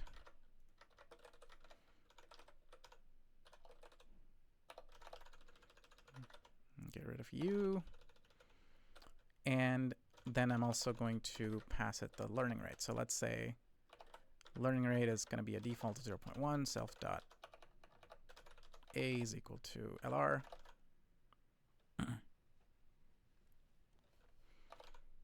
Guys, show me some love in chat. All right, self dot a is equal to whatever the learning rate is. Discount factor. Let's keep it in there.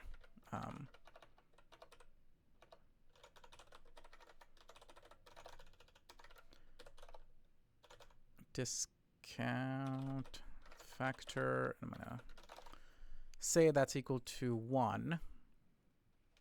So this looks right. And then we can add functions to this for updating stuff. We'll get to that in a second. But make test maze, and then Q is equal to QLearning. And then we need the number of states, which in this case is just going to be m.env.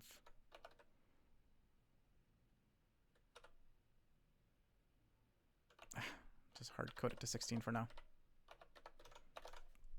We'll get back to that. So now, like, we can in our main function, we can have a QLearning object, and we can make a test maze, and we can do all of our Monte Carlo and update the Q matrix as needed. So good there. So let's see if the logistics of that makes sense. We don't necessarily need to track the final score at the moment, so let's get rid of that. We do need to do this stuff. So compute possible moves, shuffle the moves. And I'm actually going to say move, and move IDX is equal to moves 0, 0. And just do a move. And pass it move IDX. And I don't actually need to keep printing it, so I don't know why I did that. All right.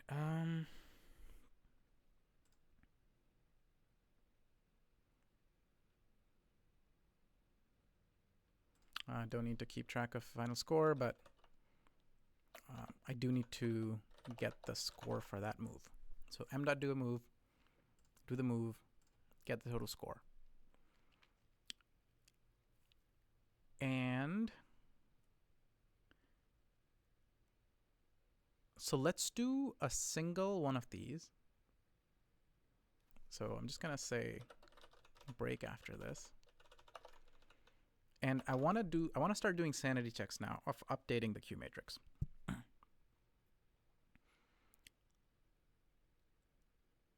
Let's I closed my Chrome window. Let's get that away from here because I don't like switching to that window. So here's our equation again.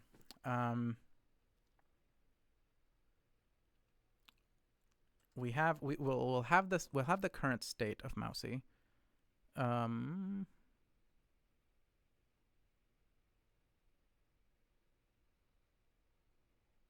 So some of the stuff we need to do before we actually do a move.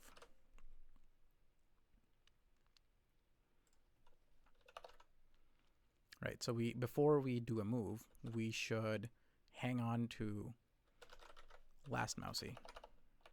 Let's call it LM. So he doesn't go down the garbage chute. Thank you, Dio. I will learn how to say your name. Dionysius, maybe you can tell me after you watch the full video if I said that correctly. But thank you for watching. And yeah, I hope you check out the full video. Okay. M.do a move, M.visualize, time.sleep, all of that stuff. I completely lost my train of thought. Hang on one second. All right, so I need to look at actually updating this stuff. So yeah, I needed to hang on to the last state of Mousy, which is what we'll need here in order to pull up our old Q value, and then also the action we're taking. So we have the move IDX, right? That is the last action. Let's actually, I'm going to change this. I'm going to start writing this in terms of these variables because I think that'll be a little bit more straightforward. So AT is move IDX, and ST is equal to m.state for agent for LM. So actually, I don't need to hold on to the old Mousy. I can just pass it this. There we go. So let's hold on to those variables. And then the reward we're getting once we actually do the move. So that's fine. We got the reward. I'm just going to call it RT here.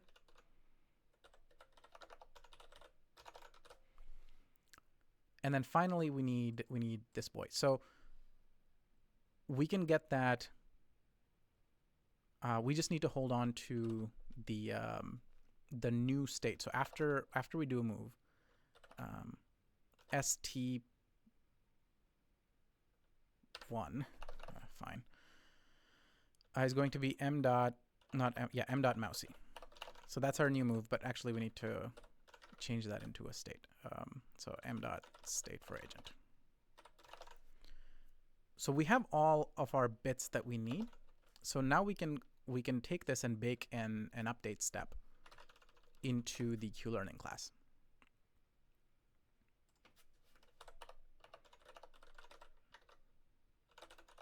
Let's see, who do we need? To do the update, we need stat. We don't need alpha. We need RT, which is the reward. And then we need just st1. We need just st1 because we can look up the we can look up the state row from the QLearning thing. Okay, so self.q. We need to find the row, which is st, and the column, which is at. You are equal to 1 minus self.alpha times self. You know what? I don't like typing.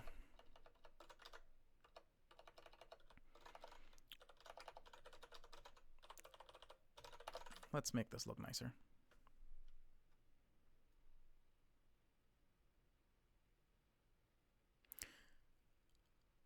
Johannes, so I'm not familiar with either of these names. I guess I should look them up. But when you talk about AI safety, sorry, I'm not going to ignore that question because that's a very interesting question. When you talk about AI safety, do you mean making AI systems that are inherently safe? So like making a self-driving car that is safe, or what do you mean? Can you elaborate what you mean by AI safety?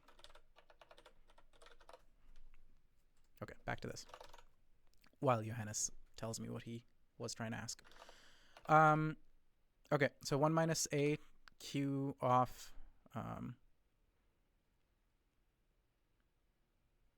stat, yeah.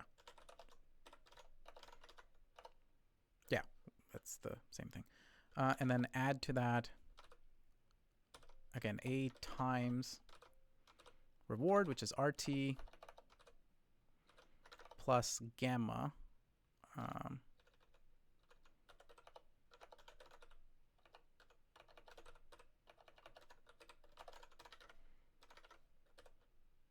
plus gamma, times, and this is, I guess, where the real magic honestly happens, I think.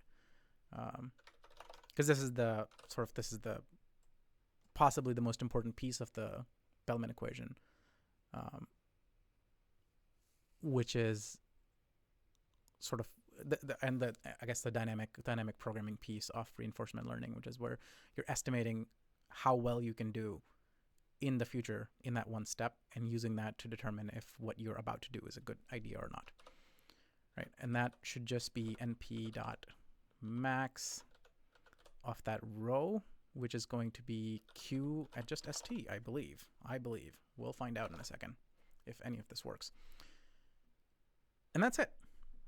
That should probably be the update. So let's do that and see if this worked.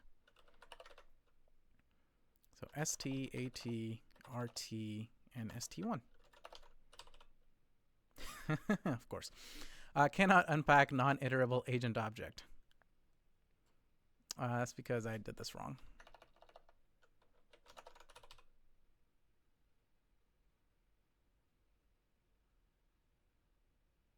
Okay. I didn't actually print anything out, and I need to get these visualizes out of out of the way for now. So after the break, print q.q. Yeah, that looks like a face. Okay, so q.q essentially just added the reward, which was negative 0.1, to this boy. This is fine because initially, as we run through all of this, we're going to get negative rewards until eventually some state transition at the end gives us a large positive reward. And then slowly that reward is going to bubble up the chain, so to speak. Because that's where that Bellman equation thing comes into play. So basically, in the first iteration, everybody's going to be negative except one move, right? And then in the next iteration, the move right before that one move is going to inherit that positiveness that's coming from the end. So let's actually run a full episode and then print out Q.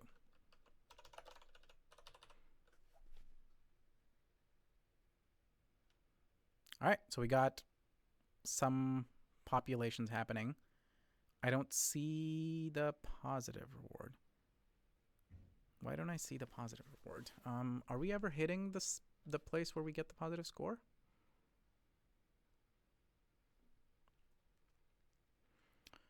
Oh, let's go back to Johannes for a second. I'm talking about specifically about how to make system safes that are potentially becoming very intelligent, possibly more intelligent than a human. I think this is related to the question of how to make today's and tomorrow's systems safe, such as self-driving cars.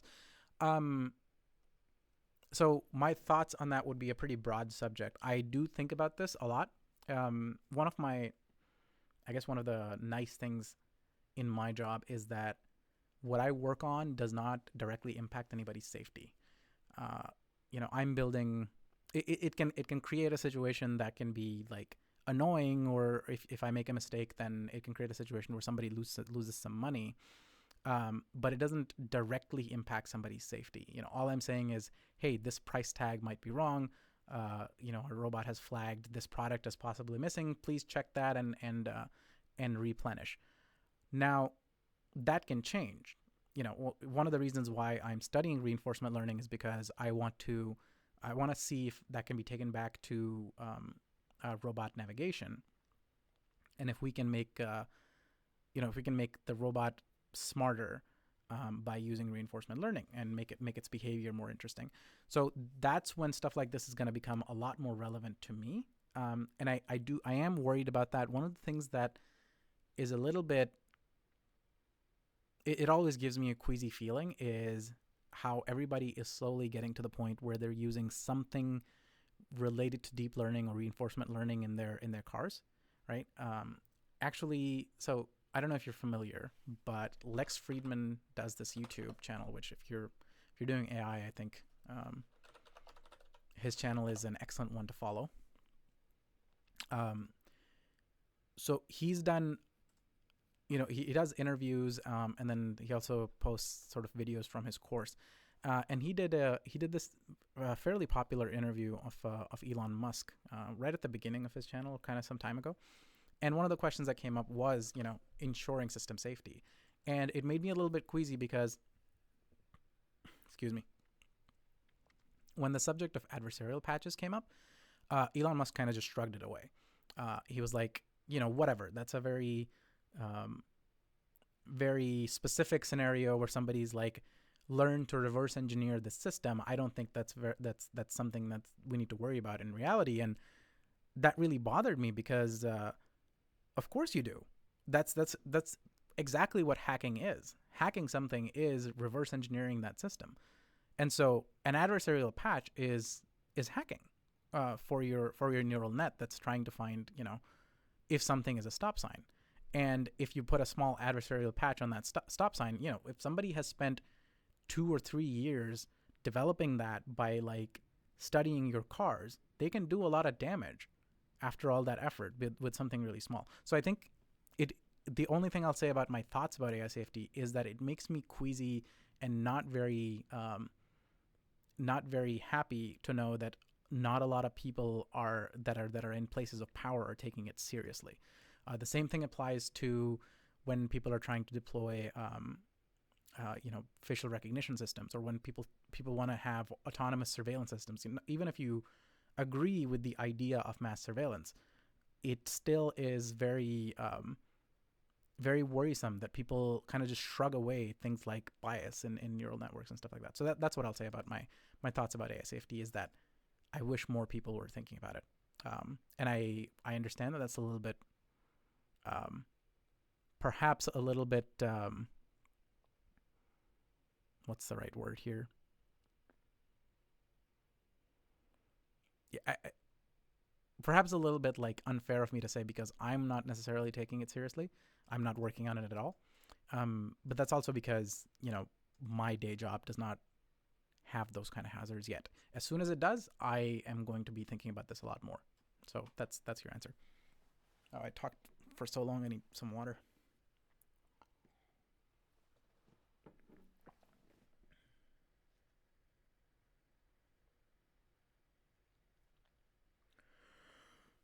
Okay. That rant aside, let's get back to our nice little Q matrix here that isn't necessarily behaving as it should. So the only two states that can be considered terminal states for us are 3, 4, 5, 6, 7, 8, 9, 10, 11. So state 11 is a terminal state. And at that point, what's the action? Action number 1 should get us to the end. Oh, here we go. Sorry, I messed this up. I was looking for the row with the positive number, the big positive number, and I found it. It's right here. So this is, what row is this?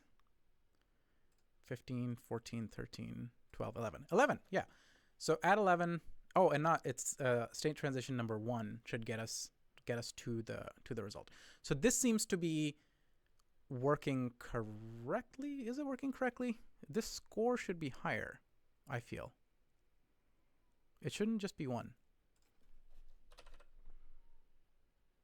Turn 10 if... Let's print the score, just for good measure.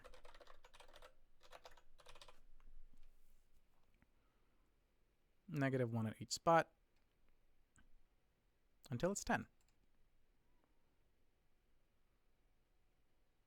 So something's wrong because... Oh, I totally forgot. Learning rate. There is a learning rate. So it can't be 10. It would have to be 1, which is right here. In this case, the robot took a path from here. All right. So, whoa. No, that's not what I want. Stop.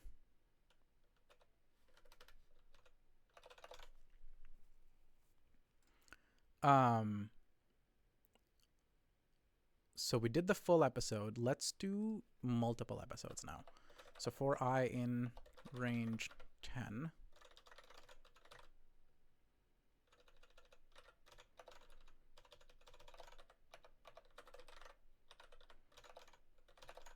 I'm going to print out the Q matrix. Let's make the maze every time. Like we said, we're just going to destroy it and make a new one.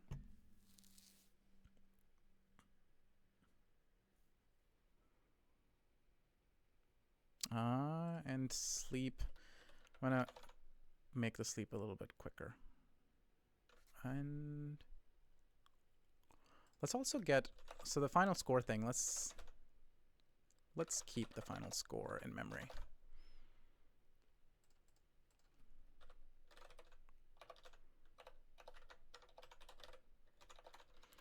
And then I'll say print finished episode with final score off, final score, and also print the Q matrix. Okay. So let's run this. Okay, I forgot to remove a print statement.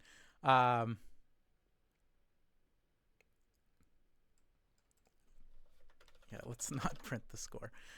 Okay, so from the looks of it, our Q matrix currently it's starting to populate. It still has these negative values, but they haven't really propagated back. We have large positive values for what appears to be this state. Actually,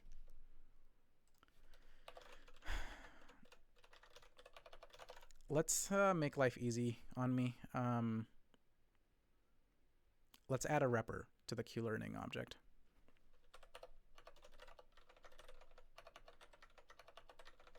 And what I want to do is return, I want to return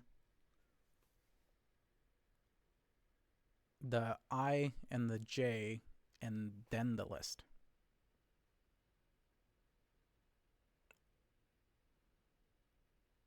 Yeah, I'm just being a baby. Doesn't matter.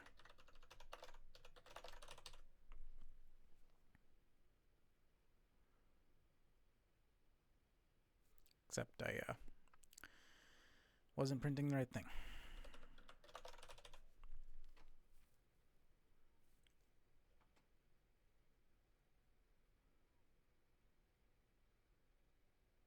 Okay. So we seem to be in the right place, right? We have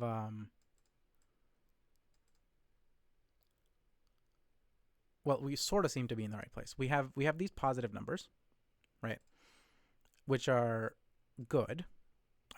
This means that if the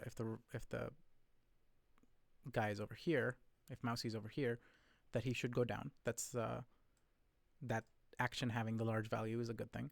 And then this also means that if the guy's over here, then he should go to the right, and that action having a large value is also a good thing. So let's I guess maybe let's see if these positive values propagate back. And what I'm also going to do is I'm not going to visualize this anymore, at least not for now. I'm not going to have the sleep because I want it to run through a larger number of episodes. And then just print the Q value.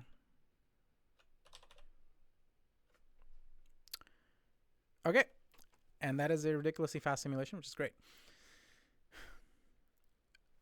So again, we have these large values that are near the terminal states. It's interesting to me. Let's see. In the last state, it actually has a fairly large positive value still for going back up, which I guess makes sense technically. And then in this state, it has a. So it's good that these guys are really large. What is starting to worry me is that none of this seems to be propagating back in any sort of meaningful way, which means that the agent isn't actually learning. It's just getting high scores at the end. How can we fix that? What have I done wrong?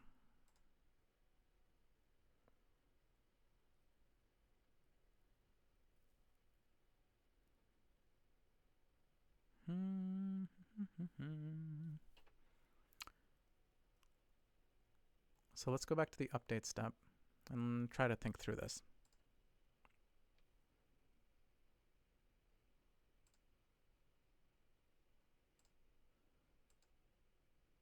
So A is our learning rate, which is 0.1. And the discount factor is G. So the place that we want to focus on is this cell, right? That cell is state number 12, I believe. 0, 1, 2, 3, 4, 5, 6, 7, 8, 9, 10. Not 12, 10. So 15, 14, 13, 12, 11, 10. So from 10, we either go to the right and go to 11, or we go down and go to 13. 12. No, 11, 12, 13, 14. Sorry, not 13. And this is 10. So if we were at 10 and we took a move, right, that move would have been either going right or going down. Going down is move number 1, so that's over here. And going to the right is move number 3, I believe. That's over here. And obviously we can also go back.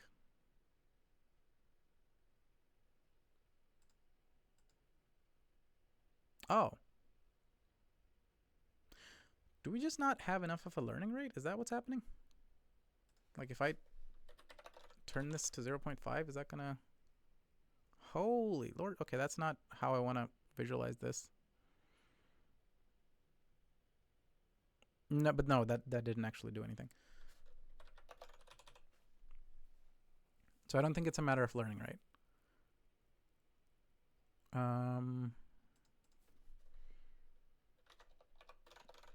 Maybe it's a question of discount factor. Nope, that also made everything too large.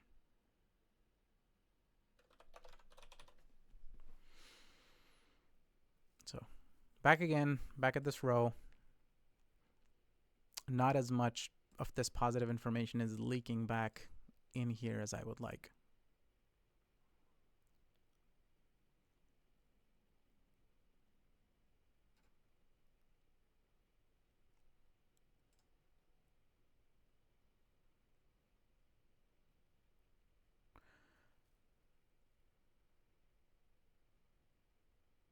I don't think it needs to be like 0.99. I can definitely try it. But the problem that I'm having already is the fact that very little information from the... Yeah, the discount factor less than 1 is good for applying this to like an infinite problem by creating a situation where your horizon, your preview would be effectively finite because of the discount factor. I think this might more be an issue of learning rate. As I look at this equation, what this tells me is that you want to take 0.9 times whatever old value you had, right? And then you want to take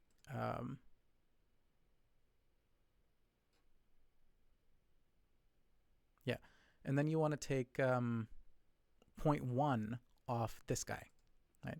And this guy's going to be some reward, which let's say, you know, for a movement from over here, that reward is going to be negative 0.1 plus the discount factor. So we can just ignore this. And then the maximum that you're going to have off the next row. The next row, the freaking next row. Okay. I was passing at the same state, so obviously wasn't going to learn. See, kids, that wasn't me making a mistake. That was just me showing you how to debug. Gang, gang. Okay, now it's working correctly. Just to recap, the issue was that I wasn't looking at the max possible value of the next state. I was looking at the max possible value of this state, which doesn't work because now there's no leaking that we were talking about of the information going back. So yeah, now it looks correct. Pretty much all the cells have positive values. Some of these values still worry me just a little bit, but let's try to walk through this. So if you were at 0, 0, there's only one course of action that you'd want to take, which is going down. And then you get to 1, 0, and there is 3 possible actions, and you would want to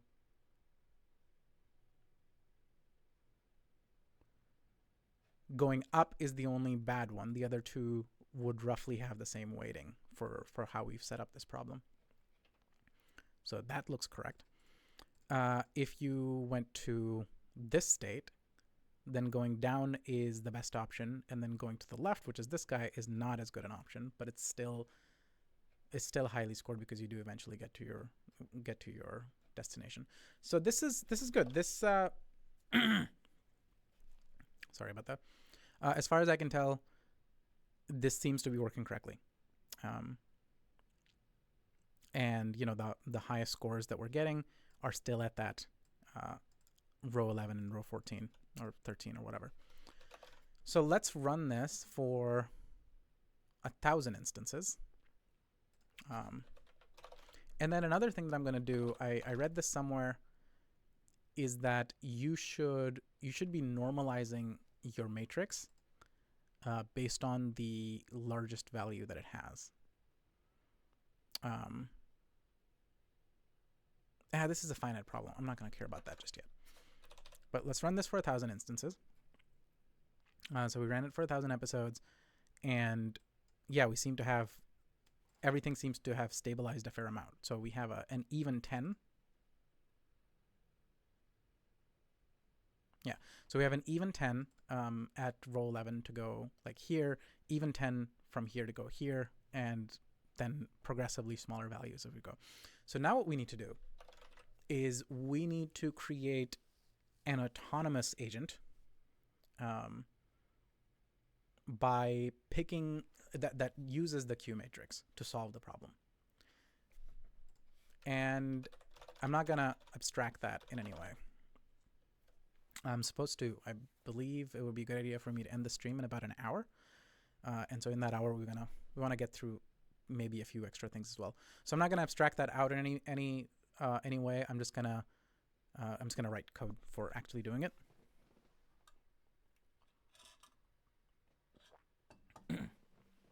So this is where the idea of exploitation is going to come into play. So let's create a new maze again. Make test maze. And then we will say the same kind of thing, while while not m has 1. Take the state, so state is equal to m dot mousey m not state for agent, pass it mousey as the agent.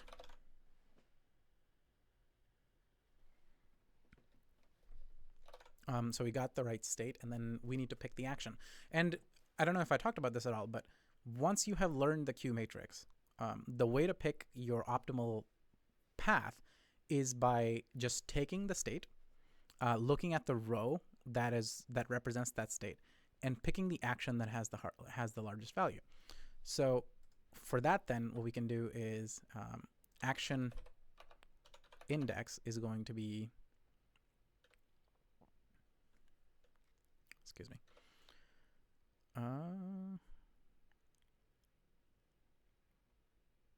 Oh, okay. Yeah. I have to do one other change I just realized to the maze class. We'll get to that in a second. But the action index is going to be q.q, which is the matrix, and I should probably have some better way to retrieve this information. Get that state, and then just do np.argmax. And then to apply the action, this is what I just realized, is the maze class, this needs to be probably a property.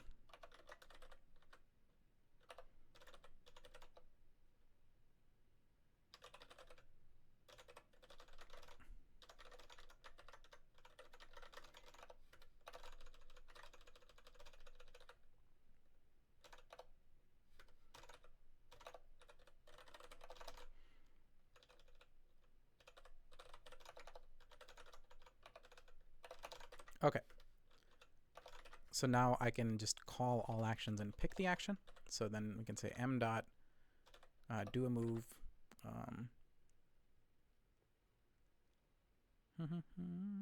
M dot do a move. M dot all actions a action index, and then m.visualize, and do an m.visualize up top here.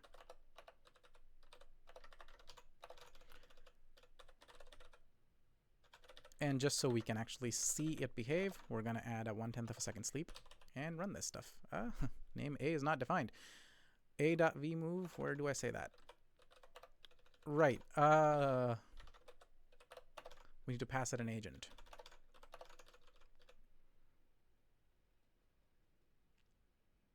Oh, it's A is mousy.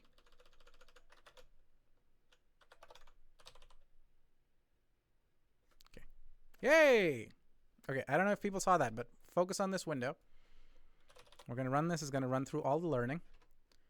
And it's going to spawn mousy. And yeah, so it takes this path and gets to the end.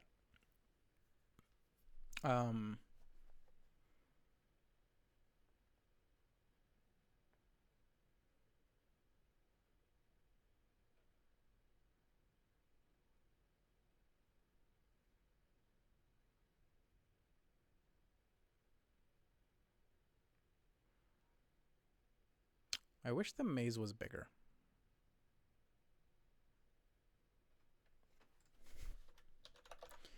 Okay, let's see how many things we can break by making the maze bigger.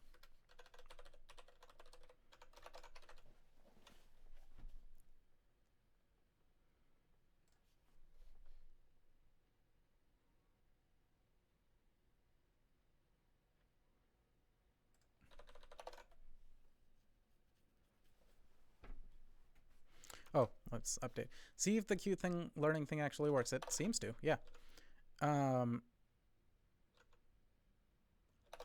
am still terrified of doing this, so I'm not going to check that off. But in terms of more, I'm going to start adding things to more now. So try larger grid. More complicated grid. That's the first thing. So let's do that. So I did abstract the maze class over rows and columns. I just want to make sure, like, any place I was using fours explicitly, I need to stop. We can just look for 4. That was a terrible idea. I think in the here we're using 4s explicitly here, but this is fine. We know that's always the number of available things. The number of available. Let's give it an S here.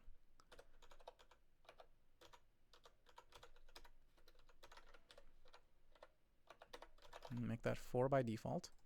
We're going to say S is equal to, let's say, 5. And then pass S square here. And then pass S to this guy. So now that should have created a 5 by 5 maze. Mousey can't go there. I did not, well, at least in terms of visualization, it did not change anything. That's because I need to add a S here as well. Okay, so that did create us a 5 by 5 maze. It did not put the cheese at the end. We can fix that in our script here by doing a -1 and a -1, and that will always make sure that the cheese ends up at the end there. And the reason I did it this way is because I wanted to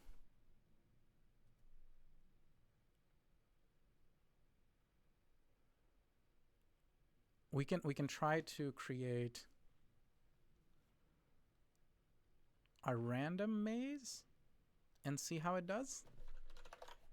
Maybe.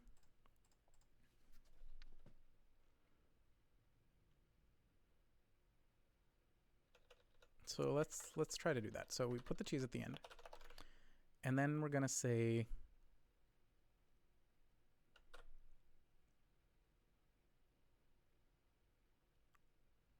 let's see, for I in, yeah, for I in range len E, for j in range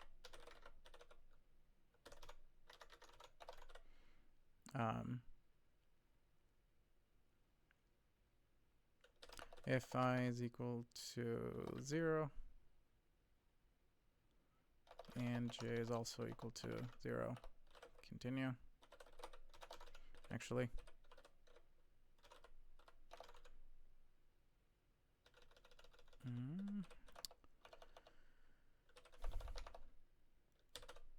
e dot and e dot shape.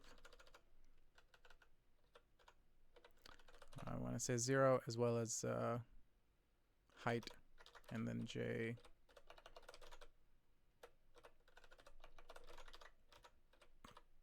so we don't end up hitting the cheese.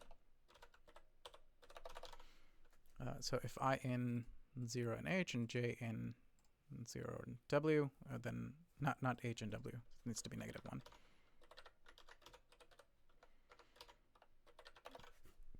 Then you should just quit.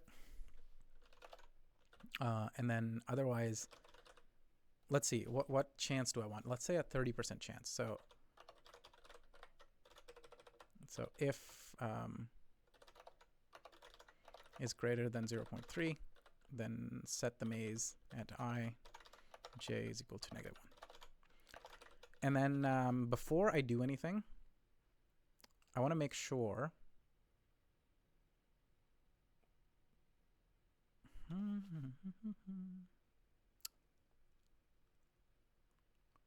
so I can no longer be creating and destroying the maze at whim, which is fine. Let's just add a reset function, which ultimately is just a question of moving mousey, right? So def reset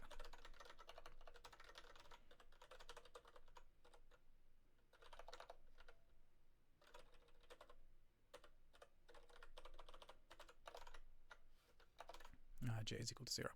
So instead of always be like destroying and creating the maze, we are going to just do it once and then just reset. So don't do this, do it out here, and then just reset. And I'll show why I'm doing that in a second. Make test maze, don't do that, just m.reset. Okay, so we got our m where we reset it. We added the reset functionality. And now what we can do is we can add an input. So continue is equal to input. Am I using input correctly?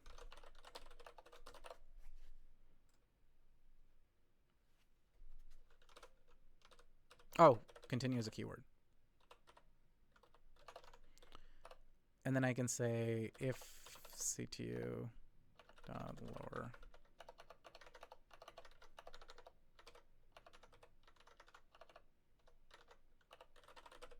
and the reason I'm doing that is because I don't want to create an invalid maze and get set up, you know, like if you can never solve it, we're just going to be here forever.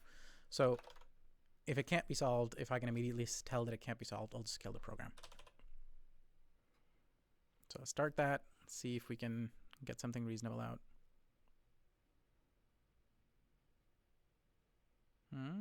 What did I do wrong?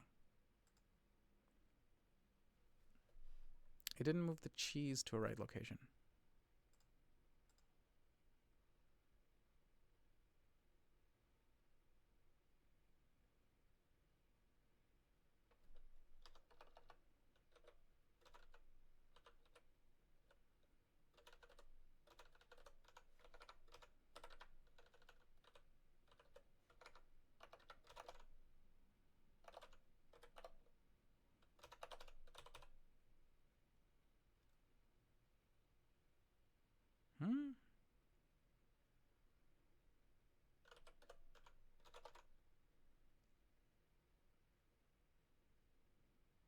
Wait, what am I doing wrong?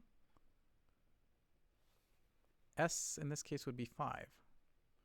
0, 1, 2, 3, 4. So it should be at 4, 4. It's just hard coded.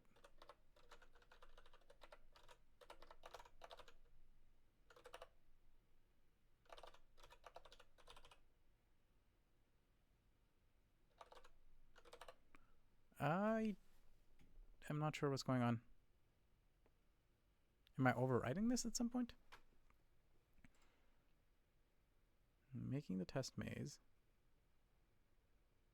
S is supplied as being 5. So then it creates the maze with SS, and then let's make sure I'm doing this correctly. Rows is equal to 4, columns is equal to 4. We override that with S. Create and p dot zeros. Reset does that.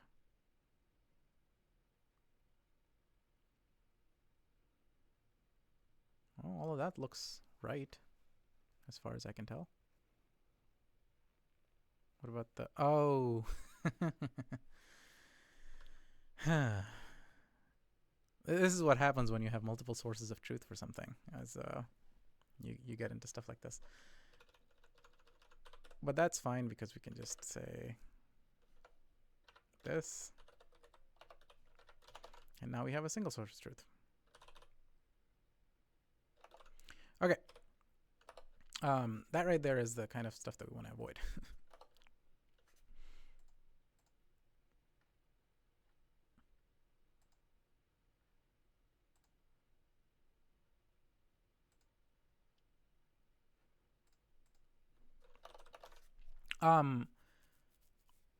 Like even in Emacs, I usually just use IPDB, so I could go to IPDB and inspect.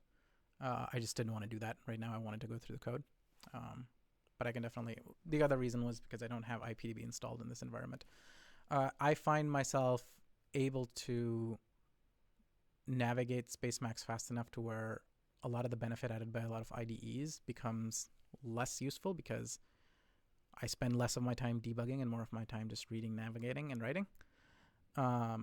That's just a personal thing.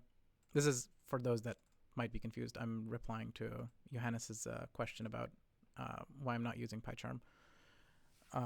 I do know somebody posted in one of my videos about a PyCharm plugin that gives it more Spacemacs-like feel. So I might try it one day.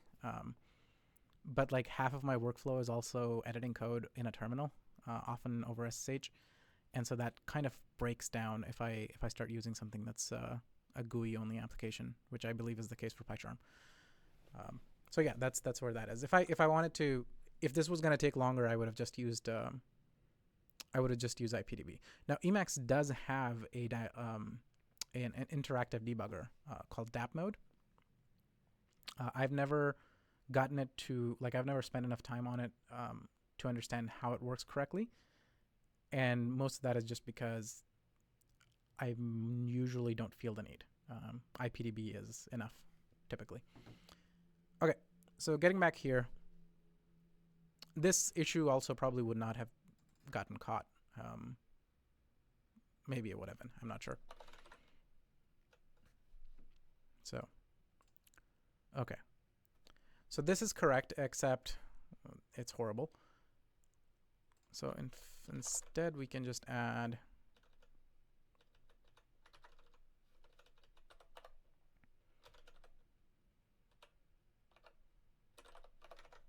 you can just say go ahead equals to false, while not go ahead, create a new maze, visualize it, ask for an input.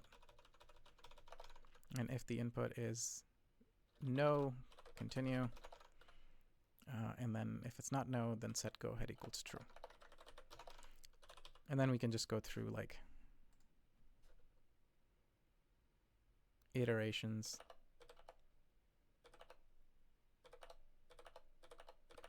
I feel like I messed up the probabilities. Right, I did mess up the probabilities. I gave it a 66% chance that one of these guys is going to be blue.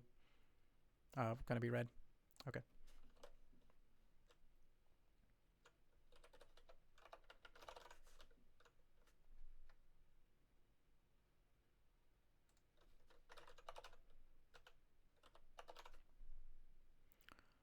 Let's run this again. Kill it.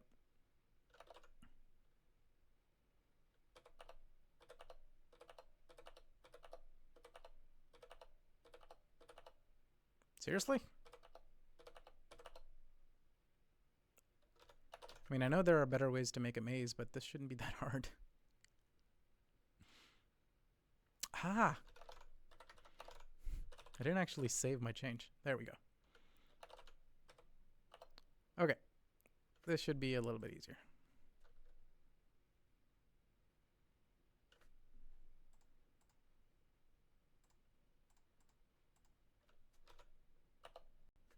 Okay, bear with me a second. My computer seems to have frozen. List index out of range. I had said no.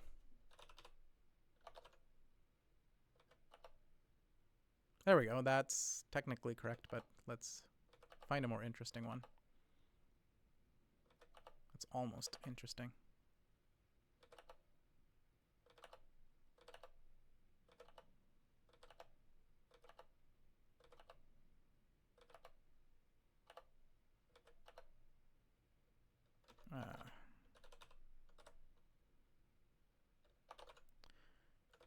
Okay, this is starting to get boring.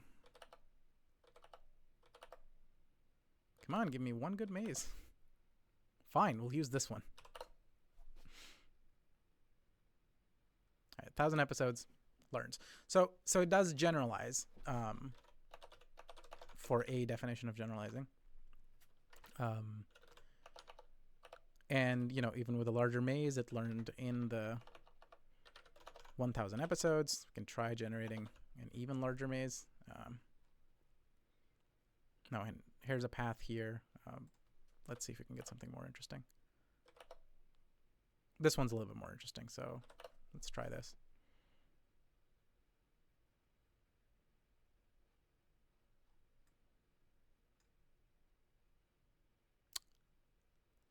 That's interesting. Oh, this is problematic. All right. So this is where the next more thing is going to come in, which is explore versus exploit.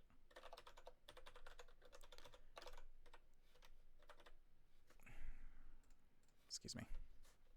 I made a mistake. So essentially what's happening is the agent still hasn't finished his first run. So first of all, what I'm about to change is not going to solve this issue. Essentially what's happening is the maze is so large that the agent is unable to get to the other side. So let's restrict this to like 6 by 6 or something. And that has a path, so we can actually, I know it's going to take longer, but I think we should be visualizing. Stop freezing on me.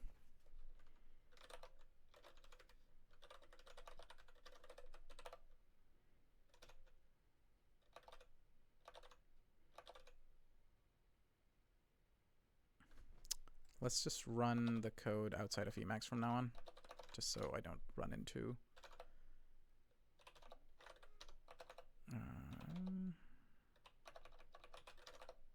let's go to the QLearning folder and we can just run the maze. Okay, I'm just going to run it down in the terminal here instead. Okay, so 6 by 6.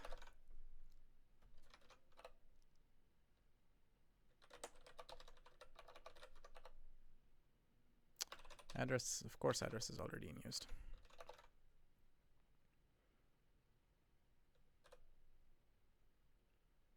Execute.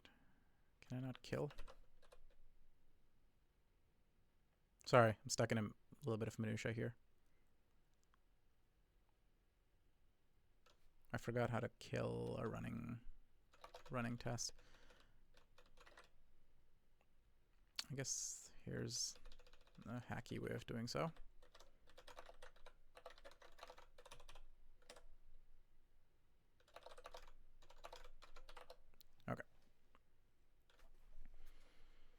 So what I had said was that I wanted to visualize, even though I know it's going to take a little bit longer.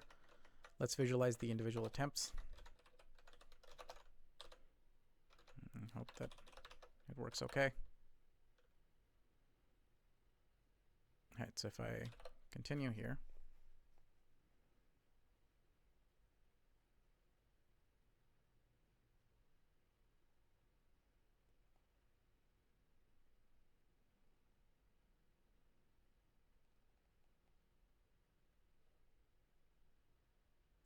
something is not quite right.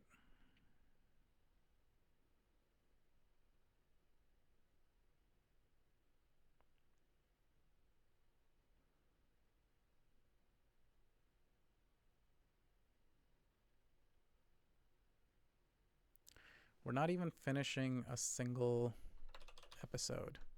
So I've definitely made a mistake somewhere.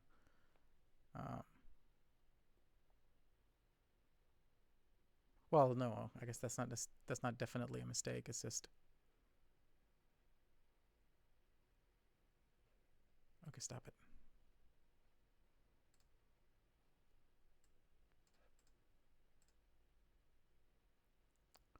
But we didn't finish the episode.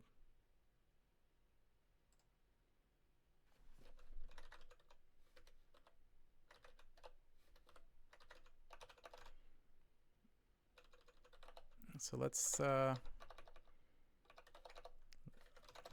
count the iterations.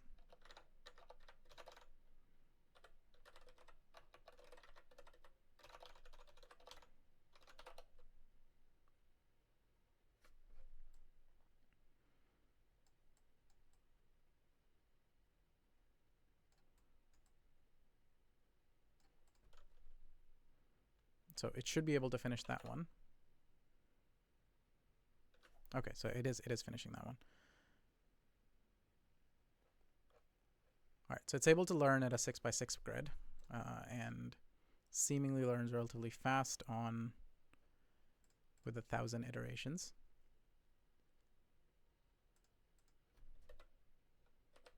So what happens if we do an 8x8 grid? Not that one, not that one, not that one. That one it should be able to get through. So this is where it's gonna maybe exponentially get worse. No, maybe not.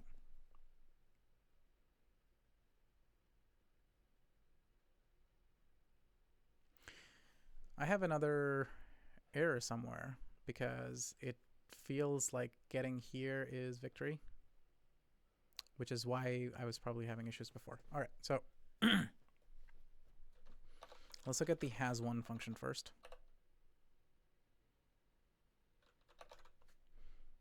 This is correct. So has1 is not the issue, maybe.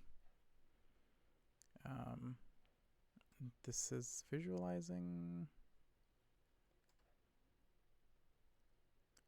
I think I once again have an issue with this is bad code. I once again have an issue with multiple sources of truth somewhere. Let's see. So in the QLearning, we have 64 by 4, which is fine. Go ahead, it's equal to false. Iron range 1000, final score, writer, blah, blah, blah. So we only make the test maze once.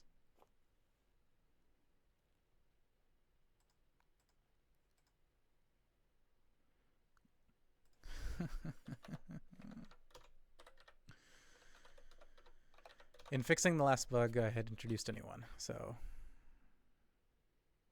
that was not good. And I just realized that I got myself in the same bad situation again. Okay, so bugs fixed. Now it should be able to learn the path.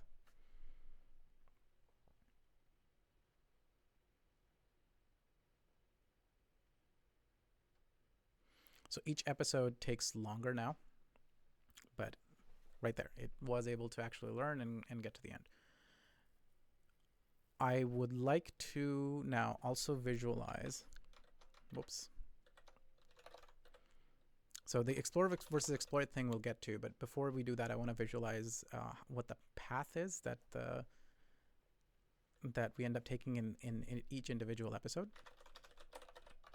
So visualize the path. And to do that, I'm going to, through each episode, I'm going to keep track of all the mousies. So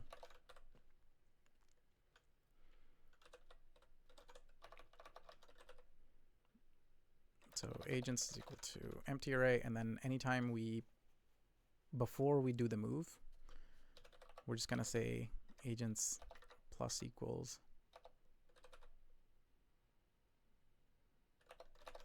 mousy. And the reason for that is once an episode is finished, I can go ahead and draw lines depicting the path that was taken in that episode. So that would be for agent 1, agent 2 in zip, agents 1 colon, and then it would be plot line segment, and then let's see, the x1 is going to be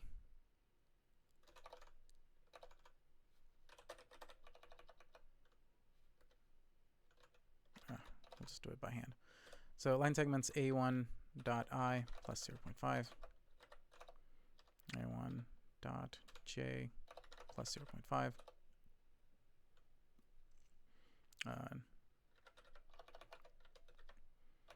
no, 0 is fine, and then a2 dot I plus 0.5, a2 dot j plus 0.5, 0, and then what is the name here? The label is going to be path. Color black is fine. Size is equal to 0.1 again. Okay, so now it should plot these line segments for the full path taken at the end of the episode. Why did I do that again?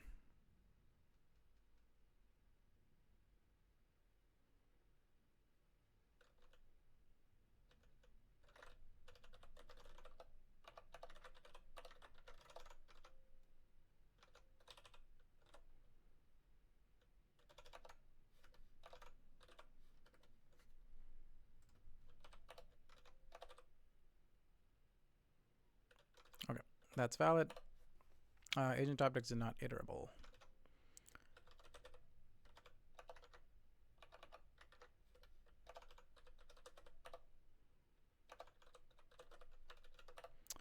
Because you're supposed to append.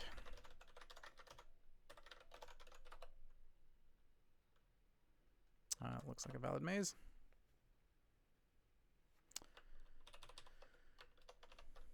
I need to give different labels.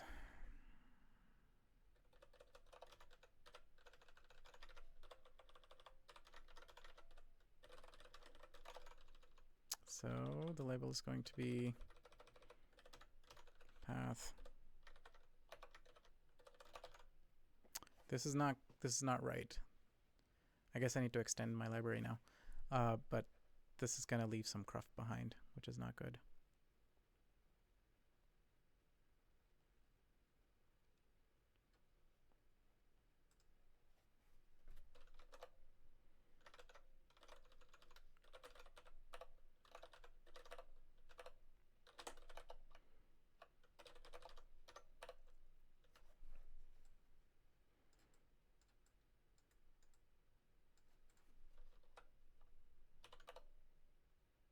Yeah, that's leaving cruft behind.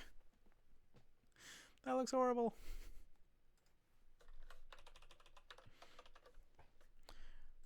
So that's not good. I guess we can still do it at the end.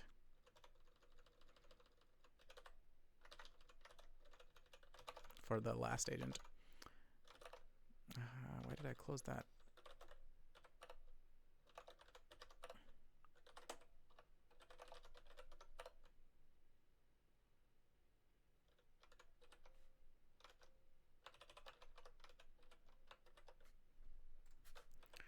All right, let's run this guy again.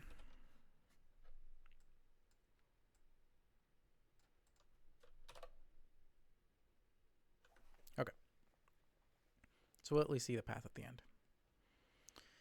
Anyways, so the thing that I wanted to do was use this idea of exploration versus exploitation. That is awful.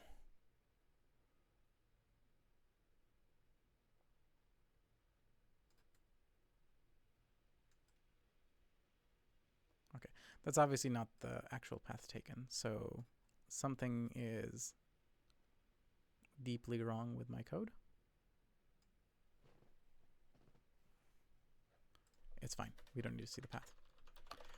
Anyways, exploration versus exploitation.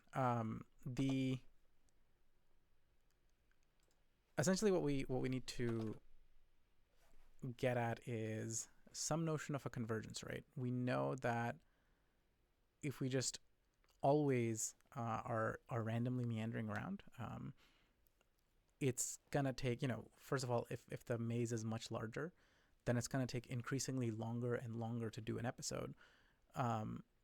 But as the maze gets much bigger, so if the maze was like 50 by 50, it's gonna take forever for us to go through those 1,000 episodes, and those 1,000 episodes aren't necessarily gonna give you a lot of good learning on how to solve that particular maze. And the reason for that is just because you're going randomly everywhere. And so one way to fix that is by having the learning algorithm exploit the Q matrix. So we're going to do that next. And we're going to say that there is a 50% chance that we are going to pick something, like we're going to use the knowledge that we already have. And then there's a 50% chance that we're going to take a random path. And that's a fairly common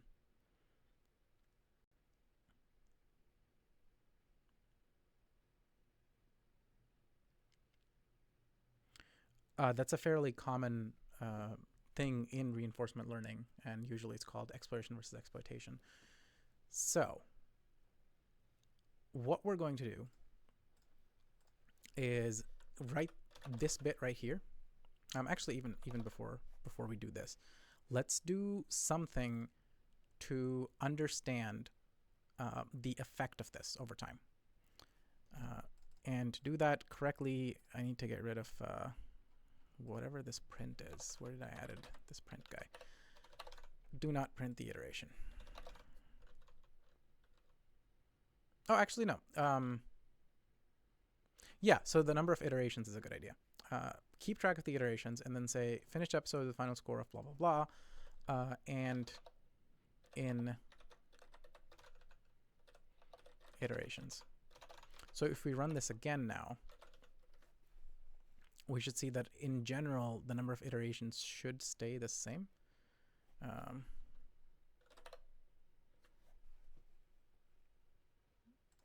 There's another print here. And sometimes the number of iterations is going to be large, sometimes the number of iterations is going to be small. This is going to bounce around, but it's not going to converge to a number. We're essentially sampling from the same random distribution every single time. So in order to fix that, we are going to do the explore versus exploit thing. So if random dot random is greater than 0.5, so 50% of the time, pick a move this way, right? Else, grab all possible moves.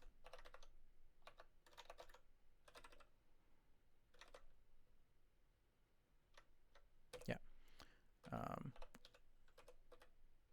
Grab all possible moves and exploit or try to exploit the Q matrix. So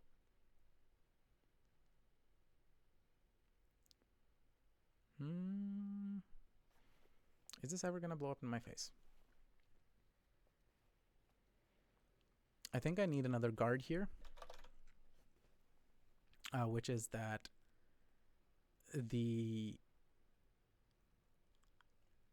oh yeah, actually,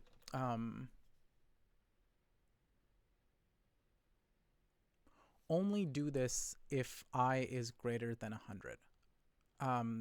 The reason being that I don't want to end up in a situation where it takes an invalid move and ends up in a place where it's not supposed to be. And so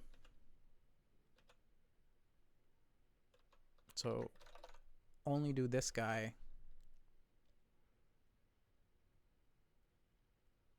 So if random is greater than, or I is less than 100. Okay, I think we should be fine now. So now we can take all the moves and we can say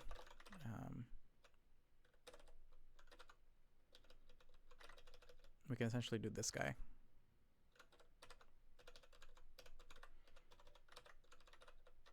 So take the M, get the state for our agent right now, get the action index from the Q matrix, and then set move, and move IDX is equal to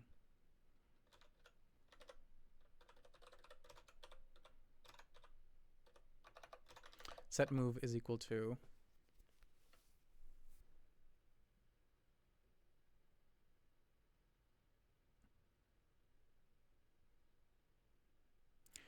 Johannes, I assume you mean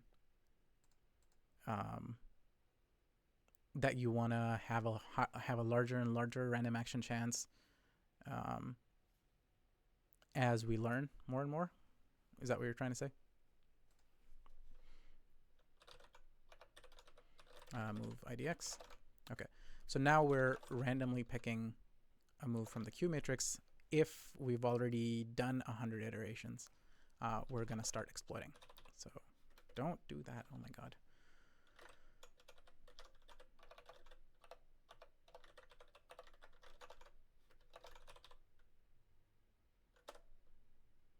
Oh, you mean that? Yes, sorry. I don't listen to what I say. Listen to what I wanted to say. Yeah, I took it backwards. So you said random action chance. I read in my head exploitation chance. So yeah, definitely. I'll do that. But I want to see if we see an improvement with a fixed one, and then we'll definitely change it.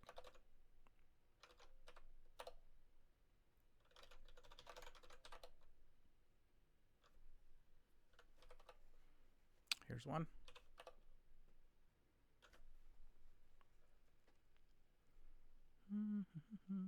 Oh, there we go. Wow. That was insane. I didn't expect it to be this dramatic. So for those of you at home that were maybe not looking or paying attention, wow, how much do I have to scroll? Let's not do 1,000 episodes then. We'll do 200.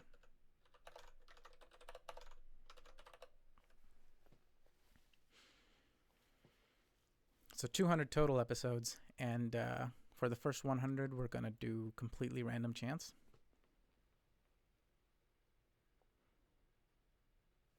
Oh, I have to approve the maze. Yeah, right there. Oh my goodness.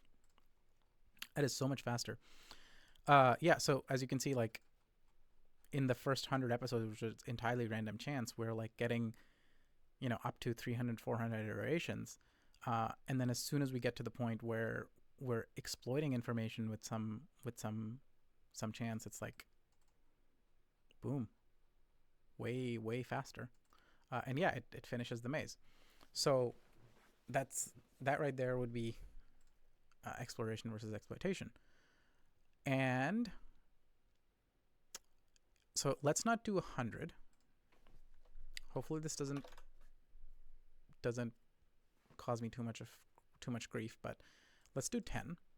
And then we'll do what Johannes is saying. So we'll do we'll anneal this chance so that as we go in more and more, through more and more of the learning process, this number will start to go up. And as this number gets up and up, the chance that we'll drop into this F statement, excuse me, I bumped my mic there. The chance that we will drop in this if sort of arm would become smaller and smaller and smaller. So let's define a function for that. I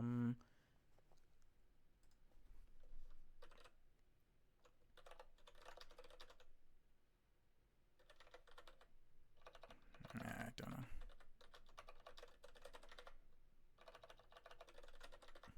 Okay, I've been talking for long enough to where I'm completely losing my ability to type. Let's see, what do we want? We want, I think we should do it by getting the current iteration, the start probability. Okay, so let's see. So current iteration, max iteration, start probability, and that's it. So let's take that, and then we would want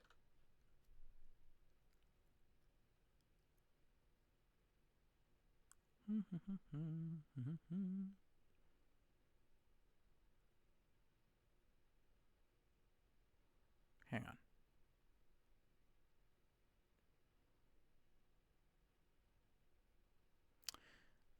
So if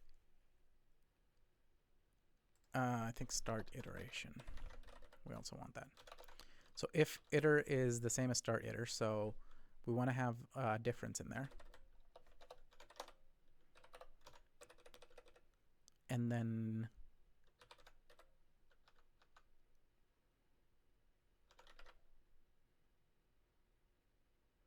actually no. So let's actually, so max iter minus start iter.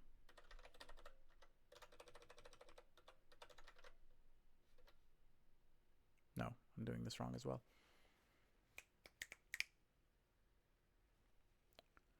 What do I want this to be? I wanted to have a probability of 1 if we are at max iter. Right, so if iter equals max iter, the probability needs to be 1. And if iter equals start iter, the probability needs to be start prob. Which I suppose is just a line.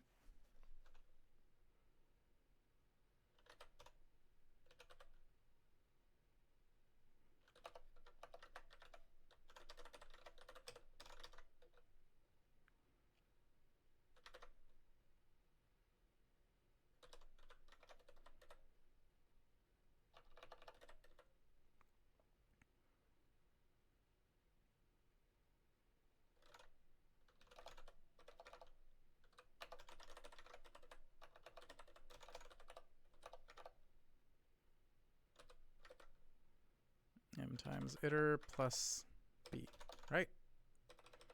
Did I do this right? Do I remember my pre-calculus correctly? Let's see. 1 minus start prob divided by max iter.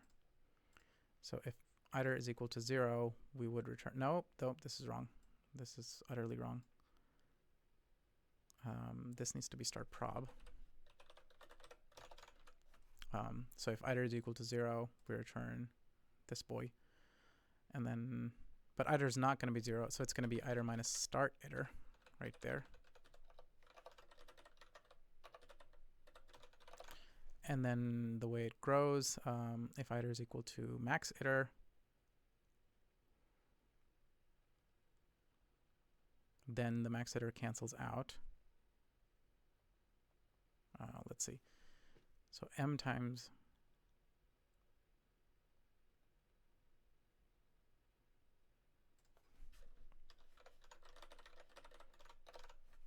those guys cancel out, and I end up with 1 minus start probability plus b, which is start probability, and I get 1. Okay.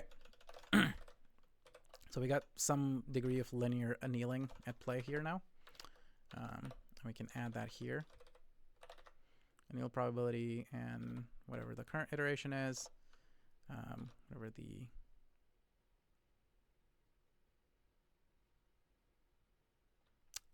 I'm using the wrong iteration.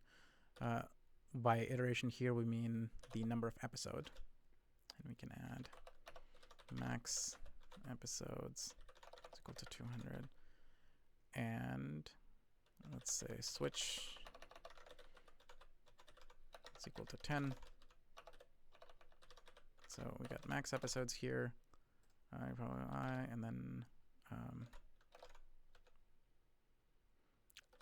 max episodes. And what's the next variable? Start iter. That would be the switch episodes, and start probability, that's 0.5. And switch episodes. Okay, so now we have a linearly decreasing probability of picking a random path after we've done 10 episodes.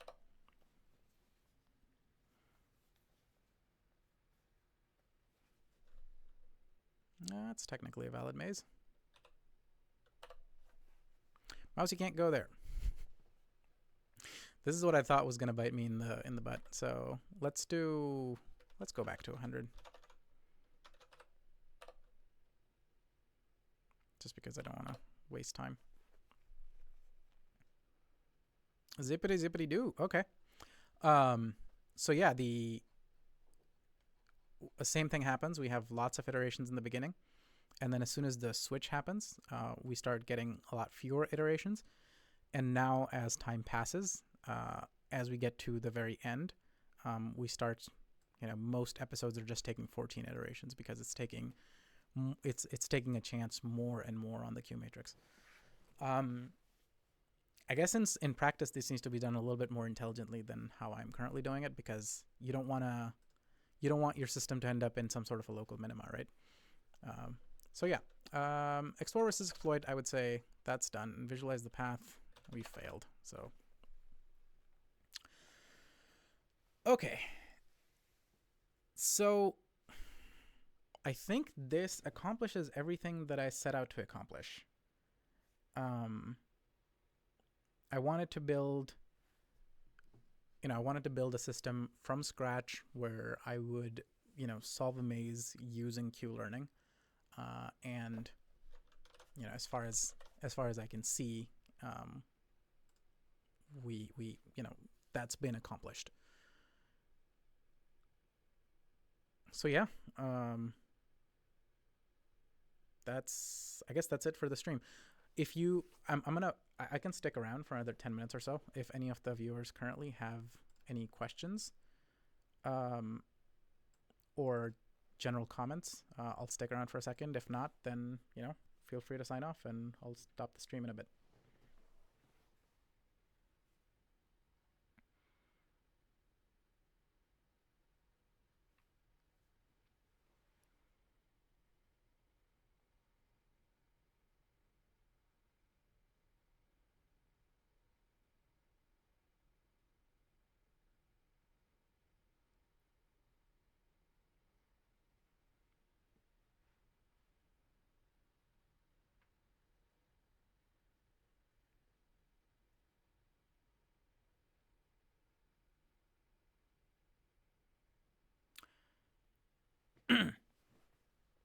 That's an interesting question because I'm actually streaming from work. I work for a retail robotics company, and my exact day job is actually currently in the process of evolving a little bit, but I'm a senior computer vision engineer here, and so most of the time I'm working on solving some sort of detection or segmentation problem using these days deep learning. It used to be I used to use a lot of more classical sort of computer vision, and then as sort of neural networks became better and better and better, I end up I feel like I just do that now, and so I think that's about as exact as I can get. We are a robotics company, so I do work on robotics related problems, but most of the work that I've been doing has been in analyzing images from retail shelving, and yeah, that's my job. What that usually ends up turning into is just doing lots of Python, more or less. So yeah, that's my day job. Computer vision engineer, deep learning.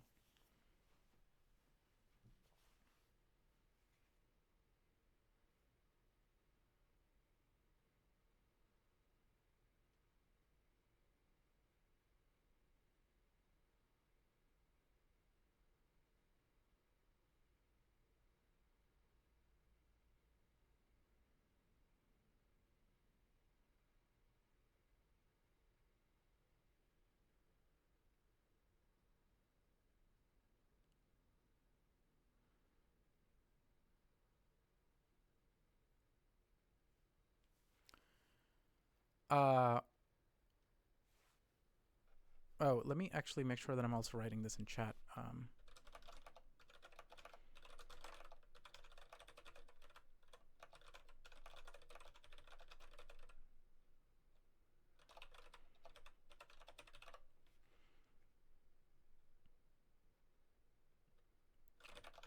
The stream will be saved. And I might upload an edited version as well. Thank you about the workflow comments. Learn some math again for neural networks. Yes and no. I ended up just going through some online courses. When I first started this company, I dropped out of a PhD. And so I was fairly okay with some of the mathematics that is needed. You know, like I can understand matrix stuff for the most part. And then, you know, there's other math that I just choose not to understand because I'm ultimately a practitioner, not a research scientist. I sometimes have to dabble in that, but most of the times I'm just looking at how things work and then trying to exploit how they work into solving my problem. And you need a shockingly little amount of math in order to do that successfully with deep learning. So I don't really have a special technique for learning mathematics. I don't know if I have a special technique for learning at all, but you've seen my process today. This is usually what I end up doing if I'm trying to learn something new. You know, I'll read about it as much as possible. I'll give myself a problem to solve and then go through actually solving it. And so, you know, that's the maze.py is my version of, hey, now I have learned and understand a fair bit of QLearning. Yeah. And that's, yeah. And to me, sometimes doing things as much from scratch as possible is important. And that's why I chose not to use like OpenAI Gym or something like that, because that means that I need to understand how a different system works and then kind of treat it like a black box.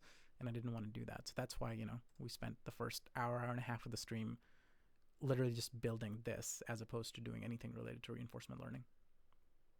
So yeah, that's the answer to that.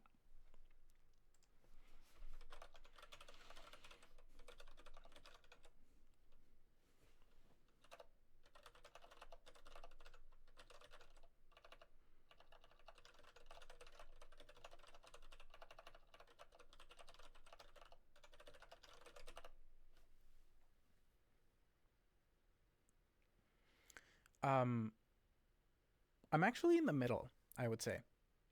And it ultimately comes down to what you mean by researcher. So in my PhD, the reason I dropped out was because the lab that I was with, the professor that I was with, didn't really have a good sense of direction of what they wanted to do. And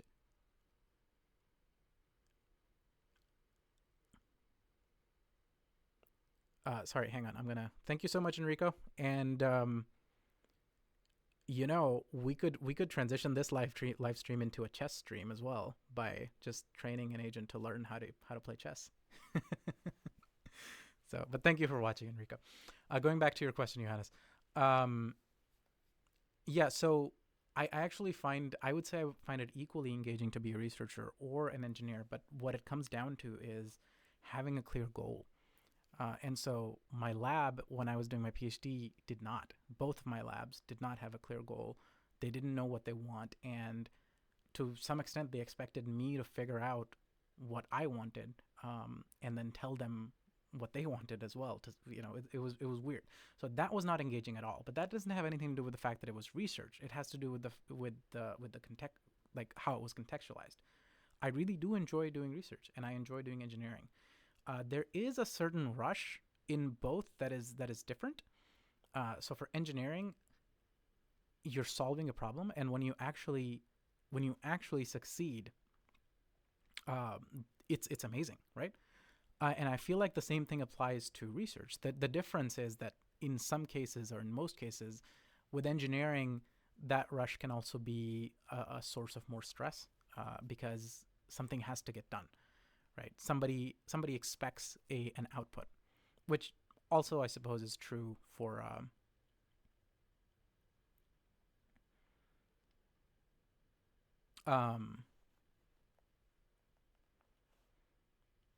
yeah. So sorry, I got a little sidetracked there in my head. But if I hope that answers the question. I think that they're both equally engaging, or they can be equally engaging. You just have to find the right context. And in my current job, there is the context, which is, we're trying to modernize retail, and we really care about solving that problem. So whether I'm doing engineering for them or whether I'm doing some research, which I do from time to time, I find it equally engaging. Agnes.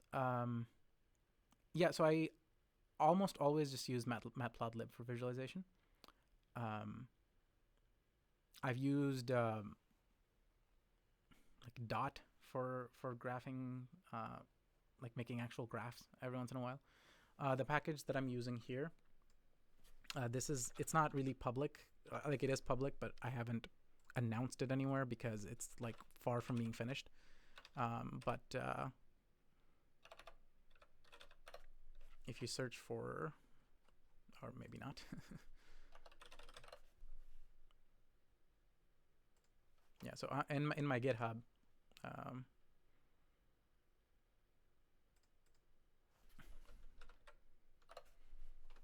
there's this repository called VIDOES, and it's just a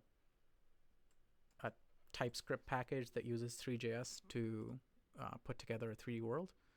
And then there's a Python component that has an API that you've seen me use here, just like the plotline, plot3d. There's really only 3 functions available in the API right now. And that's just because I hate, as far as I'm concerned, there's no good 3D visualization package for Python right now. There's a lot of mediocre ones, and now there's another mediocre one, but my hope is that I can make this into a really, really nice one. And I also like that it's out of core, like it's running somewhere else. And so I can just keep this window open and then animate these things or publish more things, etc. So that's what I'm using here. The actual front end you can reach by just going to this web page and then publish something from the API. It communicates over local WebSockets. So yeah, Three.Wiz, which is something I'm trying to develop and make better, and then matplotlib for pretty much everything else. Okay, I'm going to stop the stream now. Thank you so much for everybody that showed up and stayed.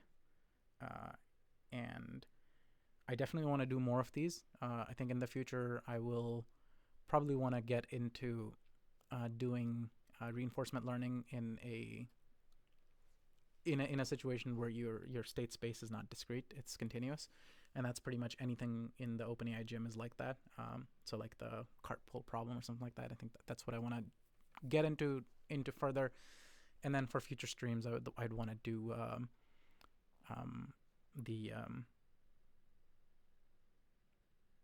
sorry, what's the word? Deep QLearning or whatever the yeah. So essentially just